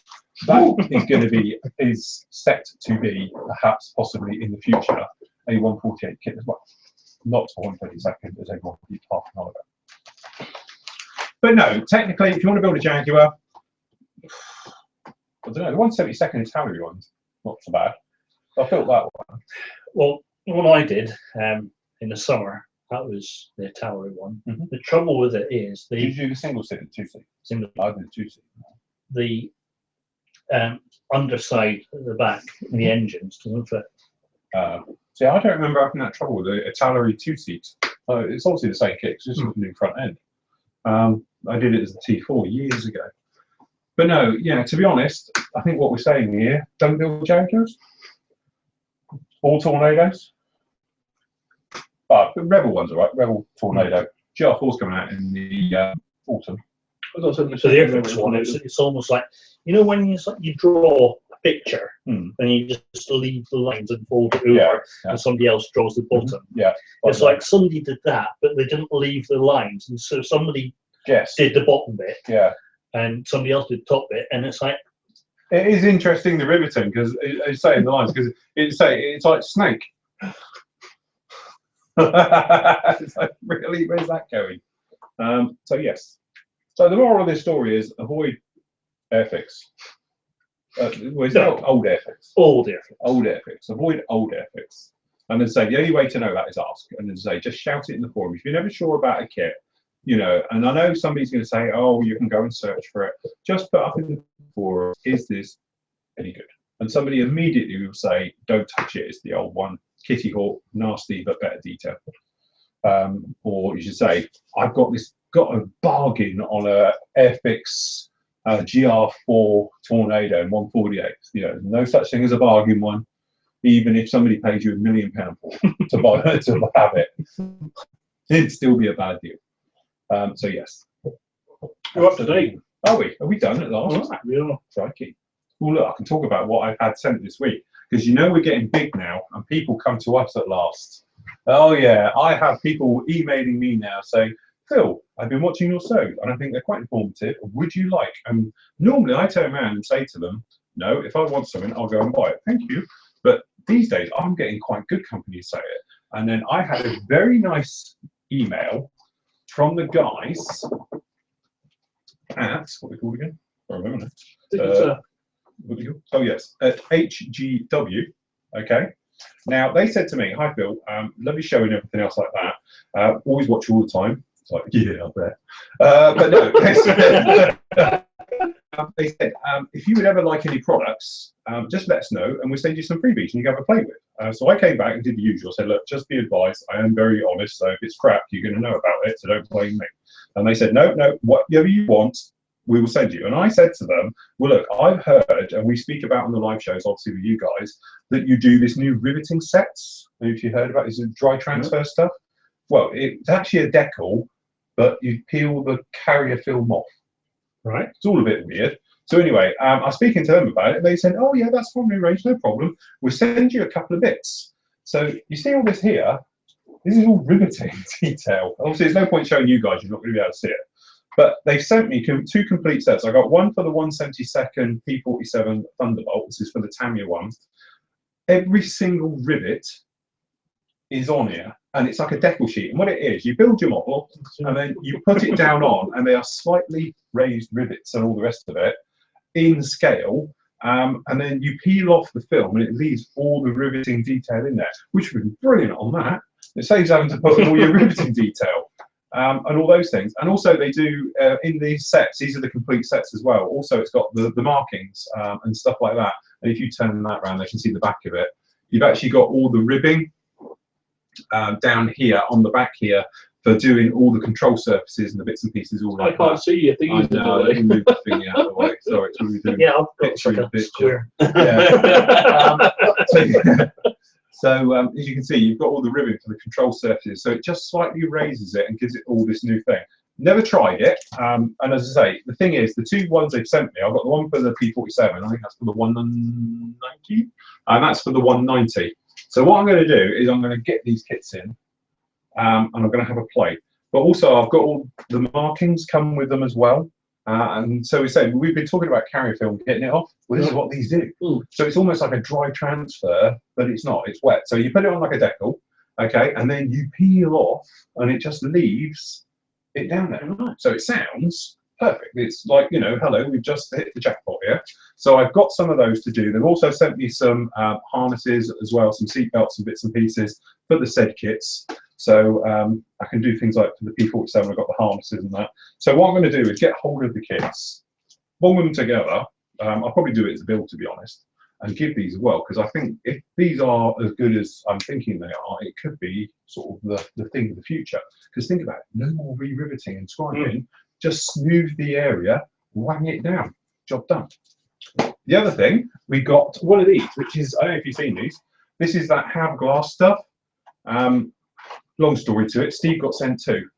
So there's a long story to this one. So he said, I can have this one and do it. But this is one of these ones that we call Have Glass, which has like a pearlescent tint to them. And it's supposed to be that they're radar absorbent, so it doesn't bounce radar. So this is in scale. Like, I don't intend to build one before everyone gets their hopes up. But obviously that's the one for the 1/72 Nighthawk. But what I'm going to do is I'm going to paint it all up, the cockpit, so we can see how it works and everything else. 1/72. Sorry, 1/32. I was also going to actually. Yeah. I remember it being that big. We've got a book here on the Yoo-hoo. This is the FW189 type of Yoo-hoo. Well, we know that means owl, don't we, after the other one? What's the other one? Is it the 219? Yeah. Which is what I always thought was Yoo-hoo. But this is one of those great books with every single detail you need to know about that aircraft. So it's by the old Valiant Wings Publishing that we've reviewed their stuff in the past. I've got another one of them. We spoke about it before, so we're going to do a review of that as well. See loads of reviews coming up for the Harrier. Kit-wise, I say I've got some great reviews down there. And so we've got these guys coming up for review this week. And one of these, as we know now, it's got dodgy wings. And a couple of other bits and pieces down there. I can't remember if I've reviewed that MiG before in the past. If I haven't, I'll do it again. Even though that one's now out of production, hence whilst we bought 4 at the time. Right. Because apparently it's been discontinued now. You can do the late version, but not the early. So if you want one, shout, because we've got 2 left. We've got one comment come up, which is from Salman, which is, but good morning from Sydney. Hey, he's up early. No, I'm here. Good time, cover. Yeah. I have a quick question concerning graphic air spray booth theatre filters. You mentioned a while ago that you were looking into trying some other cheap filters. Are you still going to do that, and let us know about it? Because a few of us would be interested as well, or no, the graphic air filters are not cheap. Thanks, and keep up the good work. To be honest, well, these guys have seen it. I have got a 50-meter roll of stuff in the shed. Loft insulation. It looks like a massive roll of loft insulation. This thing's like, 5 foot tall, and it's like this wide. It's absolutely ridiculous. So as you say, it's only £33 delivered. It's like bargain. It's what they use industrial-wise for doing your car. But I'm thinking it looks, and I've checked it against the old one. It looks exactly the same, and I can't see any difference in it. The only difference is the smaller ones, the aircon ones you see when I'm doing the spraying here, they have a charcoal back filter. So it's black, it fits everywhere, it's horrible. But it has one of these at the front, which is the primary catcher that catches all the particles. And to be honest, that is what that is. It's that first thing. But the aircon ones have a 2-stage filter. You have a carbon fibre one at the back that catches all the moistures and the bits. Those don't. Those just exhaust. They get it, trap the paint particles, all the fumes go straight out, where I assume the other one with the carbon filter traps everything else, which is probably why I don't get so much dust around it. I will take a chunk off before Friday, and I will put it in, because I have got, and I keep tripping over the bloody thing every time I open this up, I've dismantled one of the old filters, because all it is a piece of cardboard with some mesh on the front. And the idea is I can now cut out a square, stick it in here, and if you put the filter in back to front, i.e., instead of it being where it says facing direction, if you do it this way, because obviously it's going to suck it that way, isn't it? So it will suck it onto this mesh and stop it going in and up the tube and being spat out the other end. Right, because obviously before it had like cardboard bits all over it. So this way you could just say, right, okay, and just put a new in every time. And if you want to, you could then tape it over or something. Yeah. So that is the plan. That's why I do have this one here ready to do it. And then once we're there, we'll have a go with it, see if there's any difference. And if not, I can tell you where to buy it. 50-meter roll. They do it in 25 or 50 meters. I think the 25-meter roll was something like 20 odd quid. It's quite cheap. So there again, call it airbrushing and something technical. Yeah. It becomes expensive. It's like with micro brushes. Me and Sid, it turns out we've got two of the different ones, isn't it? I've got green, you've got white. Yeah, because they've got different heads on. These are those micro brushes, okay, that everyone, it's for like, glue applicators and for fine painting. But they're also called eyelash glue things. Okay. 100 of them, £3. Yeah. Delivered from China. Yeah, mine was £2. So how did it even get here for £3? So it's 100 of them for £3. That's ridiculous. Free postage. So next Tuesday, I'm going to bring mine. We're going to go 50-50. Yeah, we'll do a 50-50 split out of 2 different. Because they do 3 different types, I think, in total. Because this is the 0103, and I know they did others. Some of them got like a bend on them and various things. So I just got the straight one. But there again, if you went into your local hobby shop, you can buy these. They call them micro brushes, and it's something like pack of 6 for a £5. Yeah. Where you can have 100 for £3 delivered from Hong Kong or China, or wherever they came from. They only took a week. I think it was just over a week there. Yeah, so we made point didn't take long. So I think they were doing. I just bought those because obviously you're never too sure what these things from China. But they do a set. Yeah, that's it. That was it. They did the full set, and I think that was only, I don't know, 7 or 8 quid. Are you going to use the whole set? Well, no, that's not the point. But yeah, but by calling them micro brushes, call them a tenner. You call them eyelash glue applicators. eBay, millions of them. Women, you're not worth it. Yeah. So speaking of masks, could you do that one? You could and then I could just stick it on, spray it, peel it off, and away we go. It's a little bit complex, admittedly. A little complex. I must admit, I reviewed that a long time ago, but I can't seem to find it. I know I did do it though. It is quite fun. It's not undoable. No. Just take you forever. You can buy the decal set. Yeah. So in other words, no. Well, you could do, but you would need. I mean, it wouldn't just be one mask; it would be several masks because you just layering it, isn't it? Yeah. Yeah. Big old job on that one. I must admit, Steve said to me, "Oh, you see, you got the growler. Do you want the decals for it?" I included him in that. Go with my bounty hunter on the stand. They're both going to be bounty hunters. Doing this. I'm doing it. It'd be fun. Oh, the fun I can have. You like doing the space shuttle? I've seen somebody, because the Russians did a MiG-29 similar. Yeah. and somebody did a kit in that, and it did look cracking. Oh, that's right. Enjoy this. It wasn't the Russian though, wasn't it? It's Hungary or something else like had Yeah. it, wasn't it? The Hungarian one, I think it was something like that. You definitely enjoy doing this. Oh yeah. If you see how many sheets are in there, it's like 4 sheets, 5 sheets. Oh, bargain. Oh, So you you enjoy would doing need that. this many sheets for masking. So. Yes. Christ. No, I'm going to stick Poe, to it as a bounty hunter. Poe. Yes. No more poles. Because you know what's going to happen if you did. I know. That's making me squirm. That's it. That's the thing. I mean, if it's like people got ideas for masks, Yeah, if you want to things see that a mask, aren't available, then PM me and I'll see something I technically, can. could you do a roundel mask? Because there's no law. You say you can't do a roundel mask because you're not It's just painting the thing. Yeah, it's not like you've written the word. Because wasn't it? We were saying the other day that Russell has done his, but he had it wasn't quite lined up. Yeah. And I was saying it's because the mask is too accurately cut, i.e. you're taking the outer one, then the inner one. So you've got that cut mark. It has to be so precise. So what it needs is a separate one, slightly bigger. So it allows for a small overlap as it goes down. That way you don't get the little bit of white or whatever showing in. So somebody needs to do that. Or because this was on a roll, but I've ordered some sheets, which I could probably pass through the printer. I could then do like a centre mark. Yeah. So, on each one. Yeah, that's and right. then, the line up mark. Yeah, that'd be perfect. But what you need to do is like either working from the middle out or in whichever way you're doing it. But it just needs to be a slightly bigger.